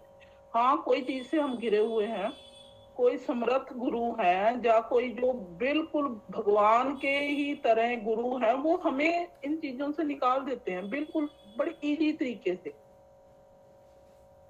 हम उस टाइम समझते हैं कि हाँ भाई आज मैंने गुरु किया और हम तो घिर गए, बड़ी चीजों से घिर गए, लेकिन वो तो बड़ी कृपा है गुरु की कि उन्होंने जल्दी जल्दी हमारे सारे सिस्टम को काटने की कोशिश की कि ठीक है आपका रास्ता अच्छा हो और आप साधना के पथ पर आगे बढ़े। नेगेटिविटी हम गाते रहते हैं। पता नहीं बेबे क्या सप लड़ गया। मैं तो पंजाबी में हम बोलते हैं, किसी को कोई किसी का दिमाग खराब हो जाए या कोई उल्टी बात करनी लग जाए ना, तो पंजाब में बोलते हैं कि सप लड़ गया है कि। तो ये मैं सच्ची वो देखो कुछ कोई भी किसी के कारण देखो कुछ नहीं है, मैं इन्हीं चीजों से मतलब मेरा काफी वास्ता पड़ता है इन चीजों से। तो मैं यही समझाती हूँ कि भाई देखो, पहले तो आप गालियां, क्योंकि लोग आते हैं, हमें हमारे पड़ोस वालों ने किया, हमारे रिश्तेदारों ने कर दिया, हमें कोई तंत्र क्रिया कर दी। पहली बात तो ये है, हाँ की होगी, शांति से आप ये समझो कि कर्म आपके ही होंगे, वो पहले के होंगे बेशक, चाहे जैसे भी मर्जी, आपके कर्म है, इसीलिए आप पर वो चीज हावी हुई। ठीक है, पहले तो आप गालियां निकालना बंद करो, किसी को कोसना बंद करो, बिल्कुल। और परमात्मा से, भगवान से, गुरु से ये विनती करो कि गुरुदेव हम तुम्हारी शरण में हैं, अब तू जैसा करे वैसा ही हो। वो हमारा कभी बुरा हो ही नहीं सकता, कर ही नहीं सकते। बिल्कुल, ये बात आप ना समझ लो। मैं काफी दिनों से मैं कई चीजें सुनती हूँ और ग्रुपों में कई कुछ मैं सुनती हूँ, तो मैं कहती हूँ कि किसी की हिम्मत ही नहीं, किसी की मतलब जरूरत नहीं है कि हमारे ऊपर कुछ थोप सके। हमारे कर्म ऐसे होंगे तभी वो चीज हमारे ऊपर अटैक करती है, हमारे ही है। बाहर से कोई कुछ नहीं देता लेता। गुरुदेव की वाणी भी नहीं सुनते कि जब इतना पॉजिटिव परमात्मा तुम्हें कहता है कि मैं तुम्हें कुछ दे नहीं रहा हूँ, तो किसी इंसान की सामर्थ्य है आपको कुछ देने की? गुरु का तो काम ये है कि वो जो आपने कचरा, आपके ही कर्मों का कचरा, अपने ही कर्मों का कचरा है। बिल्कुल सही बात है। वो आप बस वो बड़ी आसानी से, हमें पता भी नहीं चलता, और साफ होता रहता। एक दिन ऐसा आ जाता है कि हमें बस प्यार सा ही हो जाता है भगवान से, फिर तो कोई बात ही नहीं रहती, क्योंकि वो कचरा साफ हो गया। अब हमारे बीच की जो रुकावटें थी ना, वो सारी खत्म हो गई। फिर आप ऐसे जुड़ जाते हो, ऐसे गुरु के साथ प्रेम में पड़ जाते हो, जैसे बस अब कोई नहीं आ सकता हम दोनों के बीच। फिर बनती है वो बात जब वो सारा कचरा खत्म हो जाए, हमारे कर्मों का, हमारे जो पीछे के पता नहीं क्या क्या इकट्ठा किया हुआ, अब इसी जन्म का ही पता नहीं क्या क्या होता है इकट्ठा। गुरु की शरण में आके भी हम एक दूसरे को कोसते हैं, एक दूसरे के लिए कुछ ना कुछ बोलते हैं। तो आप ये समझो कि ये कचरा अब भी हम इकट्ठा कर रहे हैं, कुछ भी नहीं है। बिल्कुल शांत हो जाओ कि गुरुदेव जैसा आप कर रहे हो वैसा ही हो, सभी कुछ उसी की इच्छा से हो रहा, सभी कुछ जो कुछ भी घटनाएं घट रही है, छोटी से छोटी भी और बड़ी से बड़ी भी। तो बस ये है कि अब हमने इकट्ठा नहीं करना, जो तू कर रहा है वही हो, वो कर भी तू ही रहा है, हम तो कर भी कुछ नहीं रहे। बस आराम से, किसी को कुछ भी बोलने की जरूरत नहीं। तामसिकता है, अच्छा है, बुरा है, बस ठीक जो है ठीक है। वो सफाई हो रही है, इसी को बात को समझो कि वो साफ सफाई हो रही है। जिस दिन वो साफ हो जाएगा उस दिन कोई रहेगा ही नहीं। बस फिर मैं और मेरा गुरु, फिर एक दिन ऐसा आ जाएगा और वो जो मैं और गुरु वाली बात भी खत्म हो जाएगी, वहां पर सिर्फ तू ही तू रह जाएगा।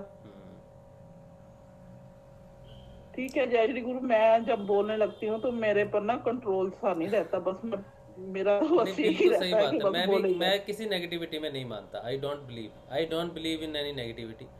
आई बिलीव कि जो भी है वो ईश्वर का अंश ही है, उससे हमें घबराने की जरूरत नहीं होती है। और जो भी है हमारे अंदर है, बाहर से कोई भी चीज़ हमें नहीं प्राप्त हो सकती।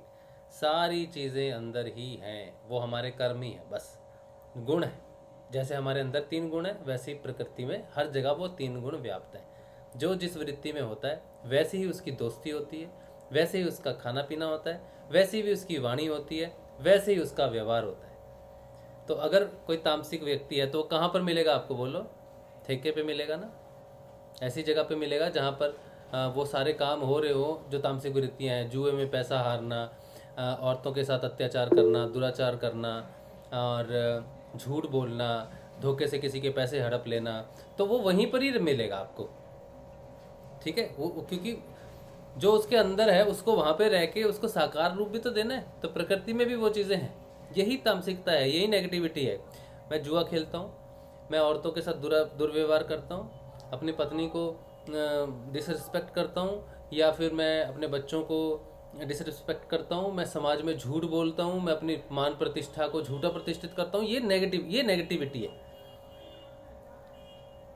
ये नेगेटिविटी है। इससे बड़ी नेगेटिविटी कुछ नहीं होती। यही तामसिक गुण है। और जो अच्छा है वो आपको कहाँ मिलेगा? मंदिरों में मिलेगा, भजन में मिलेगा, कीर्तन में मिलेगा, सत्संग में मिलेगा, लोगों को खाना खिलाते हुए मिलेगा, लोगों की मदद करते हुए मिलेगा, लोगों का मुफ्त इलाज करते हुए मिलेगा, लोगों को भोजन बांटता हुआ मिलेगा, लोगों को गुरु प्रचार करता हुआ मिलेगा। वो कहाँ मिलेगा आपको? वो वहीं मिलेगा आपको अगर आप वहाँ पर पहुँचने लायक हो गए हो तो।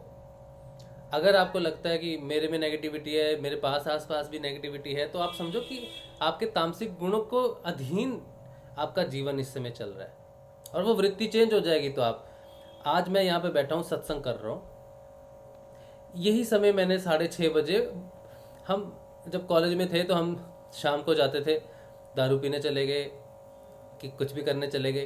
तो आज यही शाम है, सूरज ढलता है, शाम होती है, गुरुदेव का सत्संग होता है, गुरुदेव का ध्यान होता है। यही समय था जब कुछ और होता था। तो कैसे शाम परिवर्तित होगी? समय वही है, प्रकृति वही है, लेकिन मैं गुरुदेव के ध्यान में बैठा हूँ। तो ये क्या चेंज हुआ है अंदर से? मेरे कर्म चेंज हुए हैं ना। आज मेरे उनसे दोस्ती भी नहीं है। जो लोग दारू पीते हैं मेरी उनसे बनती भी नहीं, और मेरे दोस्त कड़े अच्छे दोस्त होने के बावजूद भी मेरी बात नहीं होती उनसे। दूर हो गया, उन सबसे दूर हो गया। और उनकी बातें मेरे को मतलब अच्छी नहीं लगती। जो मैं करता हूँ तो उनको अच्छी नहीं लगती, वो करते तो मुझे अच्छी नहीं लगती। तो इसका अर्थ क्या है? कि मैं अपनी अंदर की तामसिकता से आगे निकला हूँ। यह राजसिकता में कह लो या सात्विकता में कह लो, सत्संग तो सात्विक ही है। तो ये परिवर्तन मेरे अंदर हुआ है, बाहर से थोड़ी हुआ है। बाहर से मैंने त्यागा थोड़ी है उनको। तो परिवर्तन मेरे अंदर है।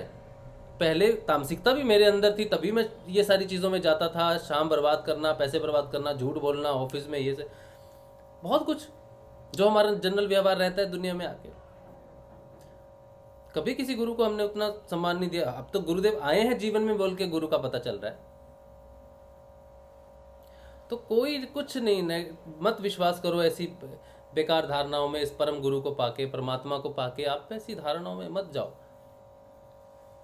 अगर आपको कोई तकलीफ है, किसी प्रकार से शारीरिक तकलीफ है, या कुछ भी आपको लगता है कि हम कोई ऊर्जा हमारे अंदर ऐसी कुछ है कि हम नहीं कर पा रहे, तो आपके अंदर ही है और उसको अंदर रूपांतरित किया जा सकता है। ऊर्जा को खत्म नहीं कर सकते। अगर मेरे अंदर कोई नेगेटिव ऊर्जा है तो मैं उसे खत्म नहीं कर सकता, मैं उसका रूपांतरण पॉजिटिव ऊर्जा में कर सकता हूँ। ये ब्रह्मांड का नियम है। Energy cannot be created nor it can be destroyed. ऊर्जा को ना तो हम बना सकते हैं, ना हम उसे खत्म कर सकते हैं। ऊर्जा कैन ओनली बी ट्रांसफॉर्म्ड। ऊर्जा का सिर्फ परिवर्तन कर सकते हैं। तो अगर किसी भी व्यक्ति में लगता है कि नेगेटिव ऊर्जा है तो उसे आप खत्म नहीं कर सकते, इम्पॉसिबल। ये कुदरत प्रकृति के नियम के खिलाफ है। आप उसे परिवर्तित कर सकते हो पॉजिटिव ऊर्जा में, बस यही एक सोल्यूशन है और कोई सोल्यूशन नहीं दुनिया के अंदर में।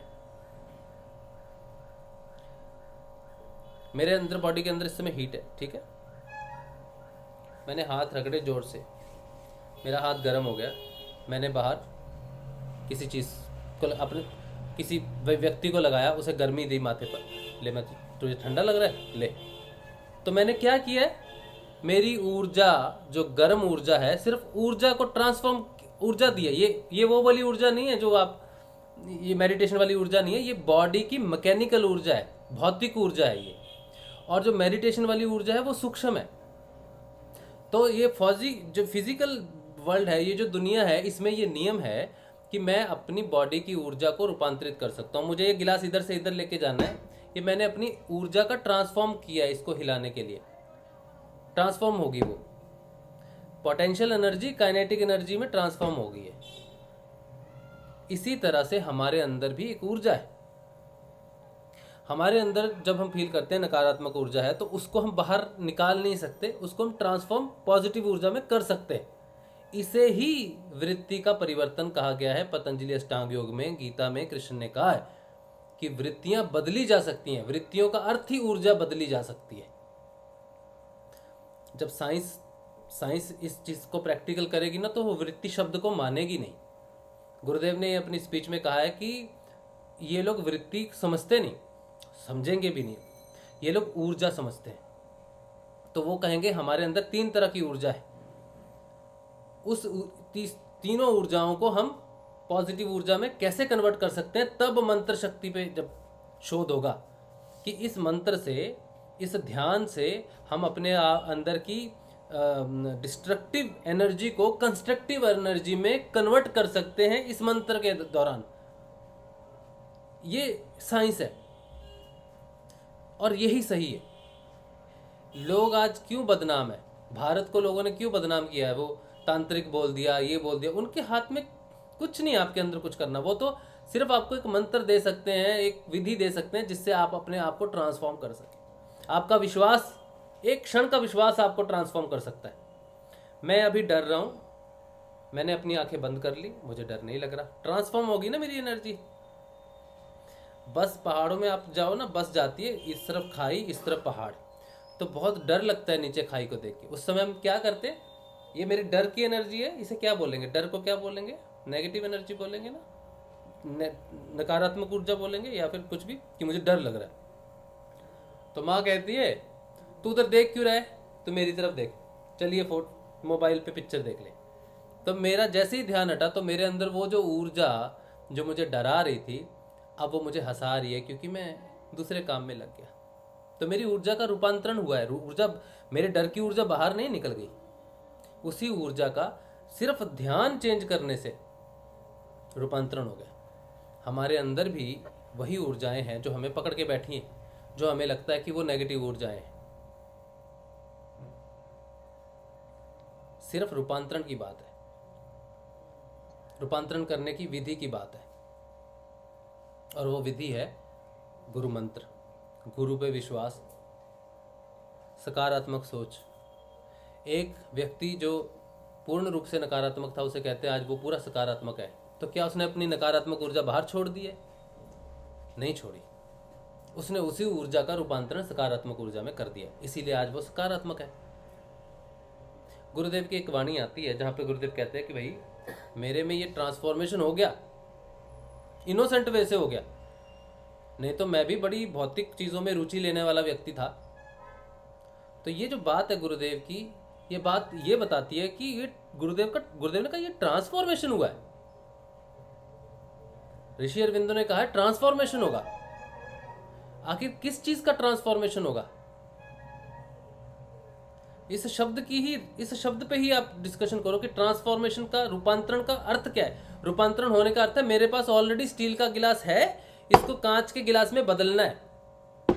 मुझे इसको बदलने की जरूरत क्यों है, मुझे इसको यूज नहीं कर सकता। वो कह रहे नहीं, आपको इसमें परिवर्तित करना है। क्यों करना है? क्योंकि ये अच्छा नहीं होगा, इसीलिए करना है रूपांतरण।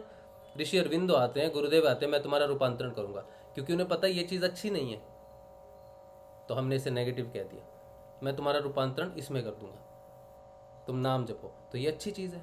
तो यानी कि इस चीज को फेंका नहीं, तो हमारे अंदर ही है।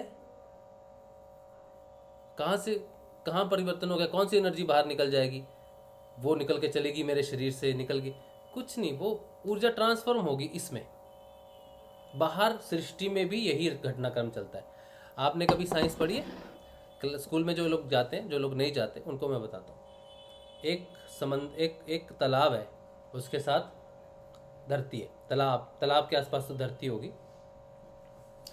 जो वायु रहती है वो क्या करती है, गर्म हो जाती है तो पानी से ऊपर उठती है, ठंडी हो जाती है तो वो जो धरती है उसके माध्यम से वापस पानी में आ जाती है। इसे कहते हैं रिसाइकल। तालाब से उठी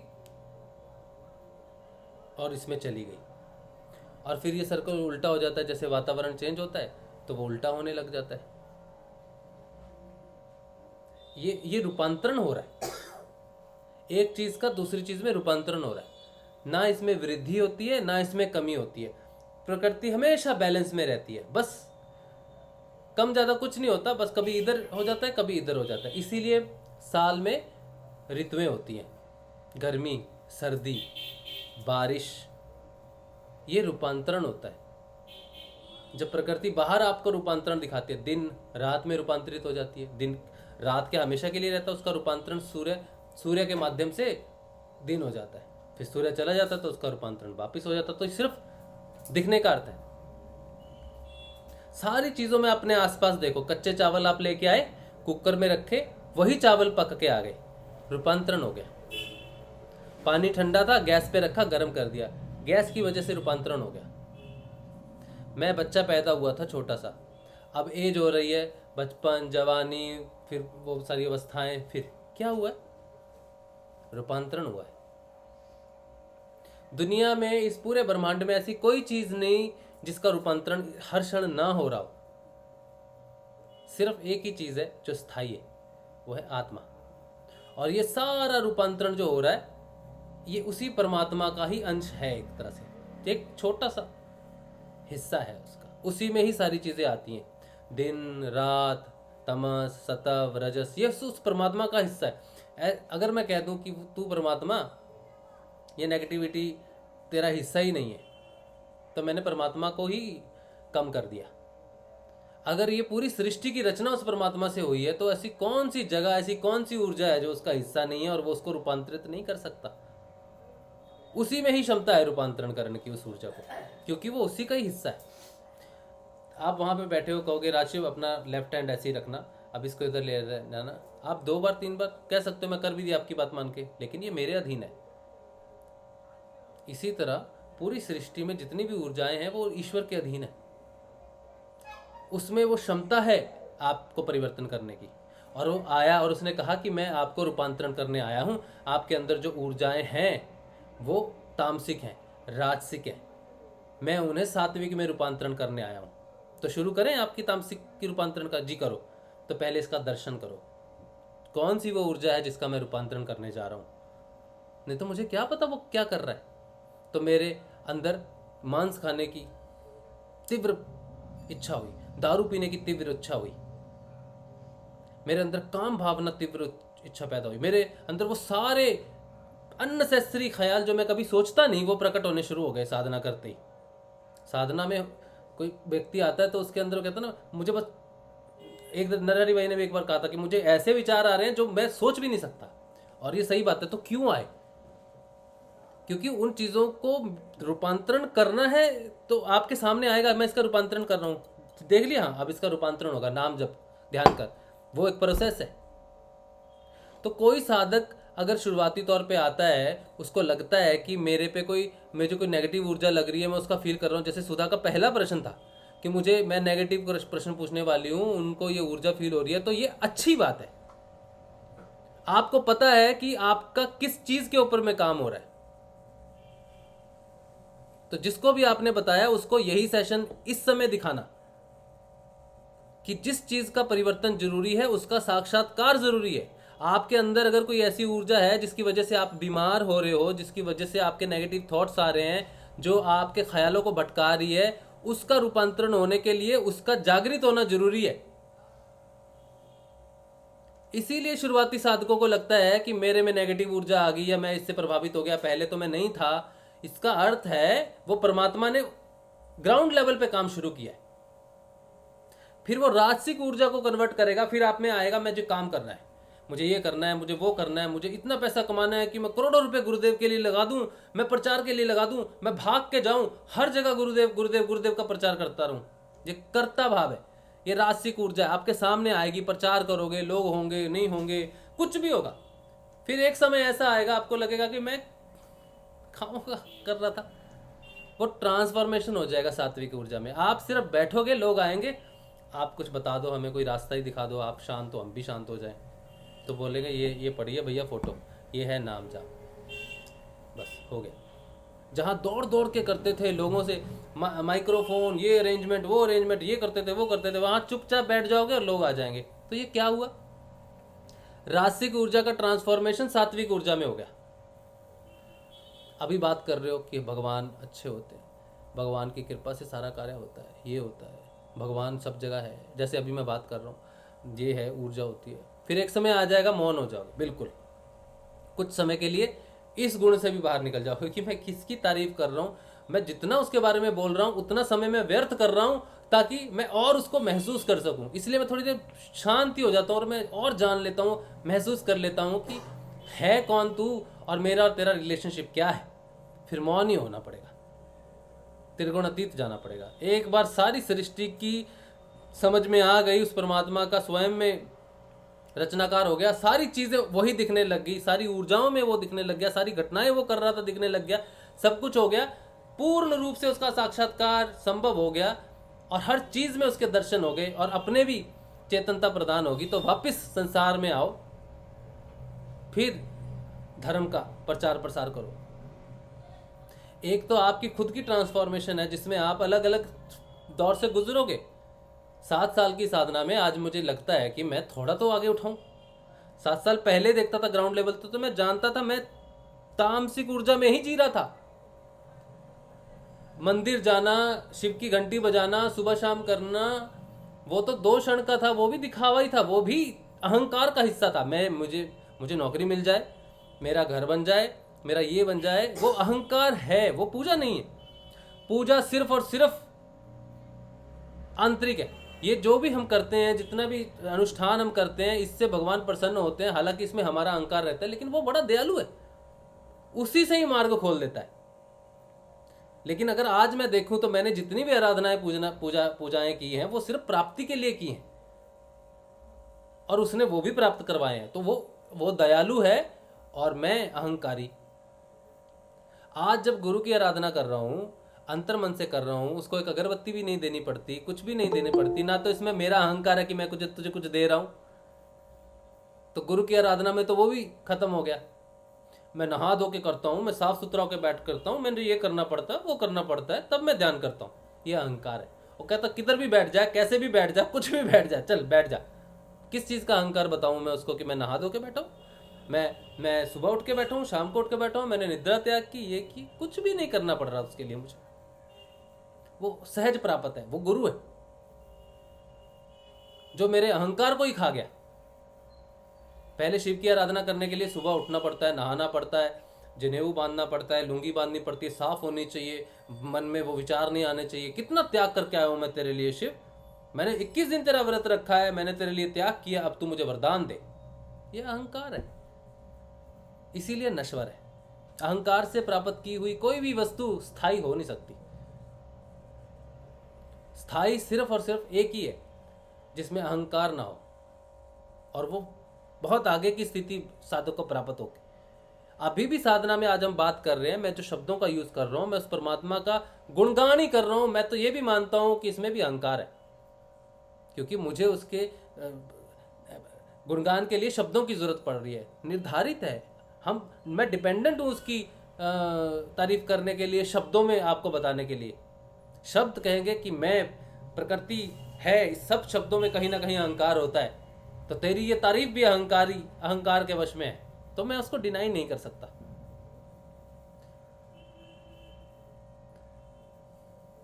बहुत सूक्ष्म परिवर्तन है, बहुत सूक्ष्म परिवर्तन है। एक ही तरीका है, उस गुरु पे पूर्ण विश्वास रख के उसकी बात को शिरोधार्य मान लेना कि मैं तेरी मदद कर रहा हूं।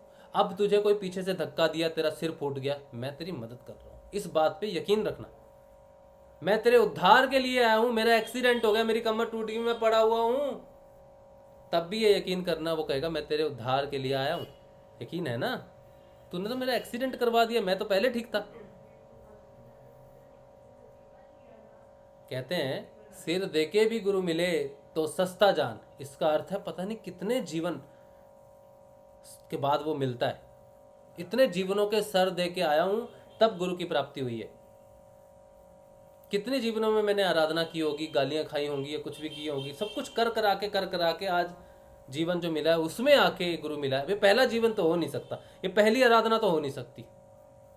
डेफिनेटली इसके पीछे बहुत तपस्या रही होगी। किसी जीवन में कोई पंडित रहा होगा, किसी जीवन में कुछ रहा होगा, किसी जीवन में कुछ रहा होगा, कहीं ना कहीं उसका कुछ किया होगा, तब जाके उसने कहा चल ठीक है। मैंने कहा अब तो दे दे दर्शन, कितने सर दे दिए, कितने जीवन तेरे लिए दे दिए, अब तो दे दे, अब तो आजा। जय श्री गुरुदेव।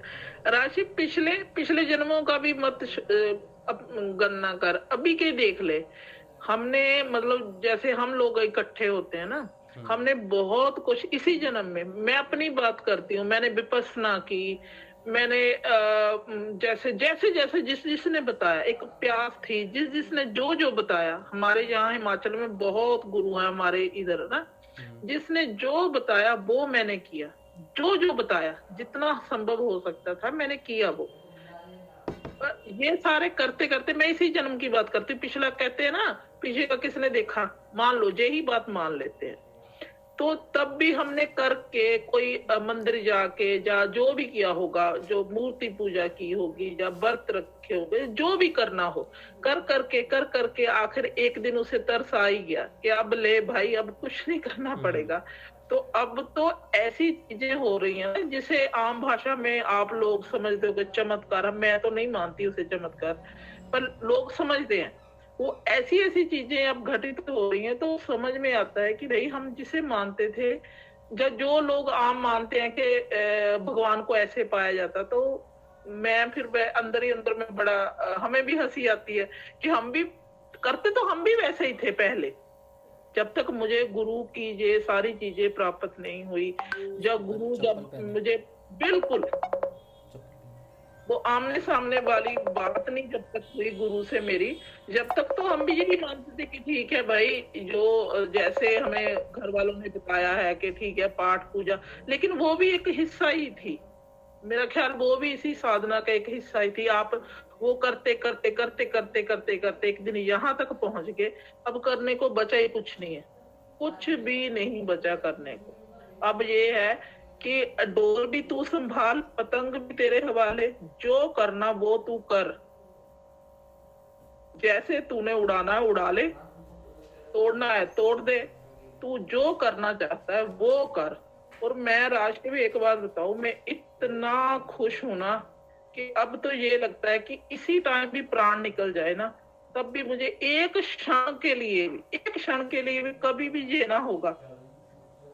बस ये है कि मुझे पता है कि मैं अपने गुरु के चरणों के पास चली जाऊंगी, बेशक दोबारा जन्म लेना पड़े कोई बात नहीं, लेकिन अब भी मुझे एक क्षण का ये भी नहीं लगेगा कि नहीं मुझे अभी और जीना था या जैसे भी। बस अब तो ये हालात है कि तू जो कर रहा है बड़ी मौज है, बहुत मौज है। मैं अपने आप के लिए इतना मैं मतलब भाग्यवान समझती हूँ। मेरा अहंकार नहीं है, बिल्कुल भी नहीं है, अहंकार नहीं इसे कहा जा सकता, लेकिन है भाई कुछ तो था हमें जो गुरु प्राप्त हुआ, ऐसा तो था, कुछ तो किया है ना हमने।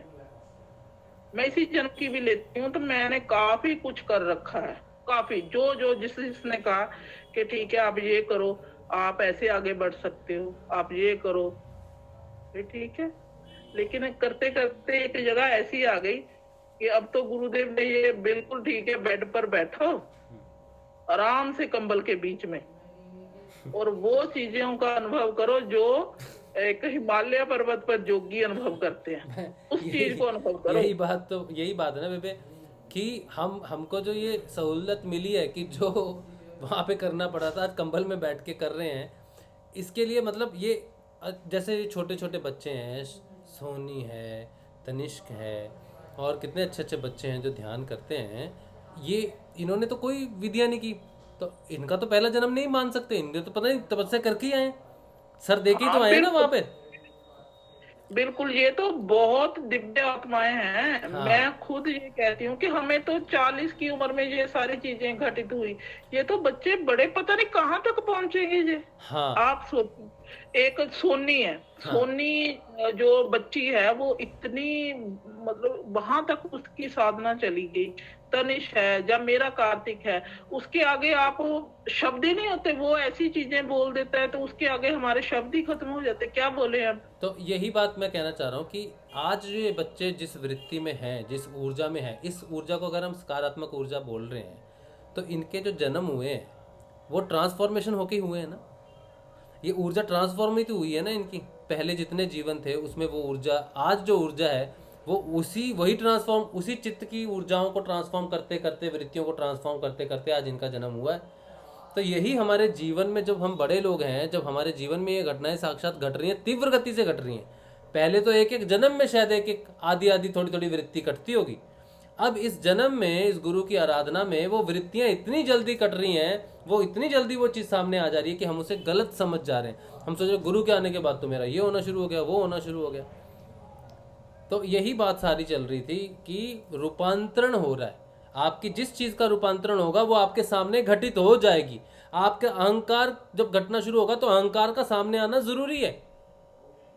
जितनी भी चीजें आपके जीवन में कठिनाइयां कुछ भी आ रही हैं तो उसका रूपांतरण होना जरूरी है। अगर मैं किसी चीज को ट्रांसफॉर्म करूंगा तो वो चीज मेरे हाथ में तो होनी चाहिए।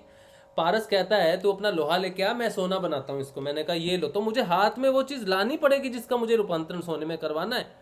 तो मेरे अंदर कोई चीज भाव प्रकट होता है, नेगेटिविटी कुछ प्रकट होती है, कुछ भी होती है, तो मेरा उसको रूपांतरण करने के लिए सामने आना जरूरी है। ये बात सेशन का मेन मुद्दा है जो शुरू से। अब देखो ये बात, अब जब सुधा ने प्रश्न पूछा था तब बोलने वाला बैठा है कि हाँ चलो सत्संग करते हैं। अब जब रिदम आ जाती है ना, अब जब ये जवाब मिल रहा है तो ये अंदर से मिल रहा है। ये बोलने वाला गुरु वो अंदर से बात करता है, बताता है तुम्हारी समस्या का समाधान क्या, तुम्हारा रूपांतरण हो रहा है। मैंने तो कहा था कि तुम छोड़ दो, उसको बोलो छोड़ दो, हटा दो। अब यही अंदर से आवाज आ रही है कि उसको ये समझाने की कोशिश करो कि ये रूपांतरण है। अब ये दो अलग चीजें होगी। तो सत्संग में वो परम प्रभु हम सबके माध्यम से बात करता है। वो बेबे के माध्यम से बात कर रहा है, वो नरहरी के माध्यम से बात कर रहा है, वो मेरे माध्यम से बात कर रहा है, वो आपके माध्यम से बात कर रहा है। अगर सुधा का प्रश्न होता ही नहीं तो सत्संग होता ही नहीं। वो प्रश्न करने वाला भी वो स्वयं है, आंसर देने वाला भी वो स्वयं है। हम तो वो घड़े हैं जिनका रूपांतरण हो रहा है, इसीलिए हम में वो गड़गड़ गड़गड़ आवाज हो रही है। इसीलिए ये सेशन किसी एक व्यक्ति विशेष का है ही नहीं। ये प्रश्न पूछने वाला भी वो उसमें आता है और जानबूझ के वो प्रश्न पूछता है, क्योंकि वो प्रश्न खुद वो बताना चाहता है कि मैं क्या कर रहा हूं। सुधा तेरा प्रश्न नेगेटिव नहीं, वही पूछ रहा है तुम्हारे माध्यम से, तुम्हारी स्थिति में जाके, उसकी स्थिति में जाके हमारे सामने रख रहा है। और हम में अगर कुछ बोल रहा है, आंसर देने के लिए कुछ बोल रहा है, तो वही बोल रहा है कि वो क्या कर रहा है, किस प्रश्न का जवाब है। इसीलिए ये सेशन जहां से शुरू होता है अंत में वहीं पे क्लोज होता है। मैं हमेशा, आप देख लेना, कभी भी जब सुधा ने प्रश्न शुरू किया था तो हमने तो उसे कहा कि ये करो, चलो ये जो है जो सिद्धांत गुरुदेव के हैं ऐसे मान के चलो, लेकिन क्लोज करने वाला वो होता है। फाइनल जवाब वो आपको देता है, अंत में देता है, खत्म करता है। जहां पे सेशन उसको खत्म करना होता है, शुरू जहां से करता है खत्म वहीं पे होता है। यही प्रमाण है इस सेशन का, इस गुरु के सेशन का, कि हम सिर्फ माध्यम है और हमारे सबके माध्यम से वो जवाब देने की कोशिश करता है। जो उस समय उसको शरणागत होकर बैठा है उसके माध्यम से वो बोल पड़ेगा। कोई भी हो सकता है आप में से, विशेष ये नहीं कि मैं बैठा हूं तो मैं ही बोलूंगा, नहीं, किसी के भी माध्यम से हो सकता है। ठीक है, तो यही बात है कि जो भी आपके सामने प्रकट हो रहा है उसका रूपांतरण होना है, होना जरूरी है। ठीक है, चलो यही बात थी। मुझे लगता है बेबे और कुछ कहना है, एडिशन कुछ करना है या हो गया? बस ठीक है। जय श्री गुरुदेव। सोनी है, वो भी बात करे, वो अपने अनुभव बताए। बड़ा अच्छे, बड़े प्यारे अनुभव हो रहे हैं, बच्चे को बड़े ही प्यारे अनुभव हो रहे हैं। अनुभव नहीं, ये तो एक, मैं कहती हूँ आत्म साक्षात्कार हो रहा है उसे। बड़ा अच्छा मुझे लगता है जब वो कुछ चीज बताती है तो मुझे बड़ी अच्छी चीजें लगती हैं उसकी, जो उसे हो रहा है ना अब। तो यदि है सोनी तो वो भी कोई उसे अनुभव हो रहा है जो कुछ उसे उसके साथ घटित हो रहा है, वो भी बताए। बड़ा अच्छा लगता है बच्चों के ये सुन के ना। सोनी आप बताओ, फिर मैं इस बात पे मैं अपना कुछ एक पक्ष भी रखूंगा। बेबे जो कह रही है ना, इस बात पे मैं अपनी एक बात भी रखूंगा। सोनी आप कुछ कहना चाहते हो, कुछ अनुभव शेयर करना चाहते हो? हाँ बताइए कुछ। नहीं, अभी मैं नहीं बोल सकती। क्या हो गया, गला खराब हो गया, ठंडा लगा तुमको? नहीं। हाँ तो क्यों नहीं बोल सकते, इच्छा नहीं हो रही? पता नहीं। हाँ। अच्छा चलो ठीक है, कोई बात नहीं भाई ये देखो उच्च साधक है हमारे जैसे, देखो ये मौन वाकई होता है। ये वो तनी से उसको पूछ लेना, वो बोलेगा ही नहीं, कहते बस ठीक है। तो अपनी मम्मी को भी नहीं बताता। जय श्री गुरुदेव। यही होता है। अच्छा चलो, ये देखो, ये जो अनुभव है ना, ये डेफिनेटली कुछ बहुत ही अच्छे अनुभव होते हैं। और मैं इतना इस बात पे कहना चाहता हूँ कि सिद्ध योग का कोई एक फिक्स मार्ग नहीं है कि सोनी को आज अगर ये हो रहा है तो उसने सारी पीछे की चीज़ें कवर कर ली हैं। नहीं, उसकी ऊर्जा कभी नीचे आ सकती है, उसको कुछ और भी वो कह सकती है कि मुझे अब अनुभव कुछ नहीं हो रहा है ऐसा। जब तक साधना पूर्ण नहीं होती तब तक वो नीचे ऊपर, नीचे हाईएस्ट ऊपर, हाईएस्ट नीचे, हाईएस्ट मध्यम, इधर उधर, वो ऊर्जा रूपांतरण करने के लिए ऊपर नीचे आती रहती है। बात स्पेशल इसमें ये है कि हमें मैक्सिमम कितना उच्च कोटि का एक्सपीरियंस हो सकता है, हमारी ऊर्जा कितनी ऊपर तक हमको वो एक्सपीरियंस करवा सकती है। तो कहने का अर्थ ये है कि कोई भी मार्ग में उच्च कोटि का एक्सपीरियंस हो जाने के बाद साधना ज़रूरी नहीं है कि वो आपको नीचे नहीं लेके आती है। संसार में रूपांतरण एक साथ नहीं हो सकता, हर समय वो उसी का रूपांतरण होगा फिर उसी का नहीं हो सकता। वो हमें ऊपर भी लेके आती है, फिर वहाँ से ऊर्जा नीचे जाती है, वही रूपांतरण करती है, वही एक्सपीरियंस, वही कॉन्फिडेंस, वही विश्वास जो हमें उच्च एक्सपीरियंसेस से प्राप्त होता है, वही हमारे नीचे जाके उस चीज़ का रूपांतरण करती है। तो ये ऊर्जा का खेल, ऊपर नीचे, वेव का ऊपर नीचे आना ज़रूरी है। बच्चों को भी इस चीज़ का ध्यान रखना चाहिए, अहंकार नहीं आए कि मुझे बहुत अच्छे एक्सपीरियंस हो रहे हैं।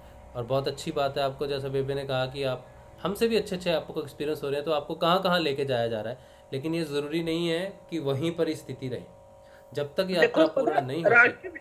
देखो एक बात समझने की है, जहाँ बच्चे बड़े तो इन्होंने कुछ नहीं पढ़ा ना, कोई जैसे हम तो समझ ले जैसे हमने कोई ग्रंथ पढ़ लिए, पतंजलि योग का वो पढ़ लिया, इन्होंने तो कुछ भी नहीं किया। इन्हें जो सच्चाई है बिल्कुल सच्चे, बिल्कुल इनके अनुभव सच्चे हैं, कोई लिपापोती नहीं इसमें, बिल्कुल सच्चाई। तो बड़े भोलेपन से ये बोलते हैं, तो मुझे बड़ा, क्योंकि मैं इन अनुभवों से गुजर के गई हूँ, तो मैं समझती हूँ कि कोई लिपापोती नहीं, बिल्कुल सिंपल सहज। बड़े लोग तो ना थोड़ा सा मिलावट कर देते हैं, ज्यादा बड़े लोग ज्यादा करते हैं, ये कई चीजें होती हैं। तो ये बच्चे बिल्कुल उसी चीज को भोलेपन में जब व्यक्त करते हैं, बड़ा अच्छा लगता है कि देखो ये कितने बड़े जोगी हैं, लोग तो इन चीजों के लिए तरसते हैं। मैं तो बेबे एक चीज और मैं हैरान हूँ, सोनी की बात हम कर रहे हैं, अच्छी साथ डेफिनेटली मैं कहना चाहूँगा कि बच्ची, छोटी बच्ची है, इस समय में सत्संग में रुचि लेना, ठीक है, और जैसे जो हम बात कर रहे हैं इतनी देर, उसका उस सत्संग में रहना और उस बात को सुनना, मैं तो सच्ची मैं तो प्रणाम ही करता हूँ आपको कि आप पे इतनी सहनशीलता है कि कभी हम गुस्सा होते हैं, कभी नेगेटिव बात करते हैं, कभी चिल्लाते हैं, और सेशन में क्या नहीं घटा, लोगों ने क्या क्या नहीं बोला, क्या क्या नहीं किया, हमने कैसी बात नहीं की, फिर भी वो बच्ची गुरु है बोल के, गुरु की बात है बोल के वो रोज़ रहती है। ऐसी साधिका अगर गुरुदेव को प्रिय नहीं हो तो कैसे हो सकता है। और वो अगर सत्संग में रहे तो ये हम सब के लिए भी बड़ी सम्मान की बात है कि एक शुद्ध मन का, एक शुद्ध चित्त का साधक आपके साथ बैठा है। यही हमारे लिए बड़ी सौभाग्य की बात है, उसके साथ बैठना ही हमारी सौभाग्य की बात। कहते हैं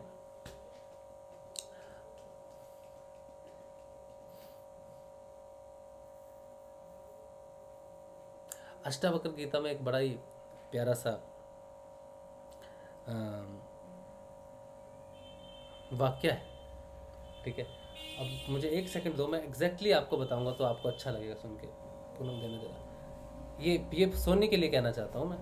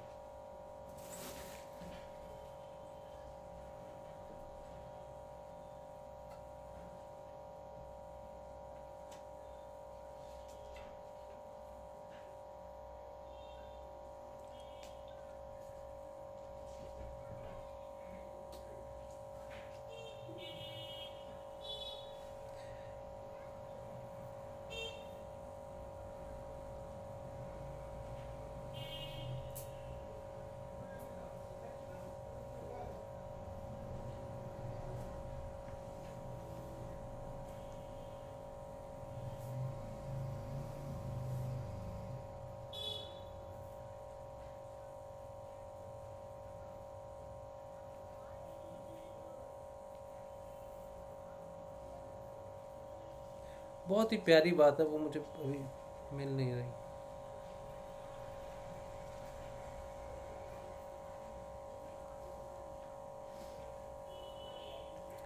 बिल्कुल मेरे मन में वो टॉपिक है, लेकिन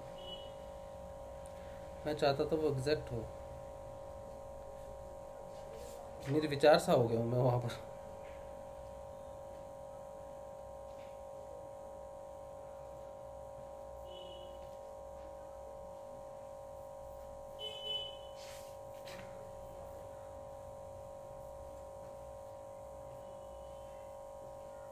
ठीक है, मैं उसे बात के कल मैं सेशन में ये बात जरूर कहूँगा एग्जैक्टली। लेकिन वो बात यही थी कि हमारा संग ही डिपेंड करता है, हमारे रूपांतरण की दिशा निर्धारित करता है कि हम किसके साथ बैठे हैं, किसके साथ हम बात कर रहे हैं, वो हमारी ऊर्जा को दिशा देता है। ये खास बात है। ये सोचने के लिए मैं कहना चाहता था कि हम सब जो सत्संग करते हैं, दिखता तो मैं हूँ ज़्यादातर, या जो व्यक्ति बोलता है कभी वो दिखता है, कभी मैं दिखता हूँ, कभी कोई दिखता है, लेकिन ऐसे भी साधक हैं जो चुपचाप बैठते हैं आपके साथ, और वो बहुत शुद्ध मन के, शुद्ध चित्त के, अहंकार से मुक्त, ईर्ष्या से मुक्त, द्वेष से मुक्त, और इन ऊर्जाओं के रूपांतरणों से मुक्त, सारी चीज़ों से मुक्त हैं, और बिल्कुल शुद्ध भाव से गुरुदेव के लिए बैठते हैं। और हमारे ऊपरी आवरणों को तो जानते नहीं, हम जैसा बोलते हैं वैसे ही उसको सुनते हैं, लेकिन हमारे अंदर के चित्त की मलिनता से दूर रहते हैं और सिर्फ शुद्धता को धारण करते हैं। ऐसे साधकों के साथ ये सत्संग डेफिनेटली बहुत अच्छी दिशा में जा रहा है। उनके लिए मैं कहूँगा बहुत बहुत धन्यवाद कि आप हमारे साथ जुड़ते हैं। हमारे रूपांतरण में आपका बहुत बहुत बहुत सहयोग है, इसके लिए शब्द भी कम है। तो जितने बच्चे जुड़े, हाँ ये सही बोल रहे हैं, गुरुजी ही इस सेशन को चलाते हैं, कोई व्यक्ति विशेष नहीं। और यही बात आपकी सबको समझनी चाहिए, हमें भी समझनी चाहिए कि ये गुरु की चर्चा है, इसीलिए गुरु ही से चलाते हैं। चलिए आज के लिए हम इतना ही रखते हैं यहाँ पर बात को अपनी, और कल सुबह मिलेंगे सुबह के नियमित ध्यान में, सुबह 6:30 बजे। जय श्री गुरुदेव, जय श्री गुरुदेव, जय श्री गुरुदेव,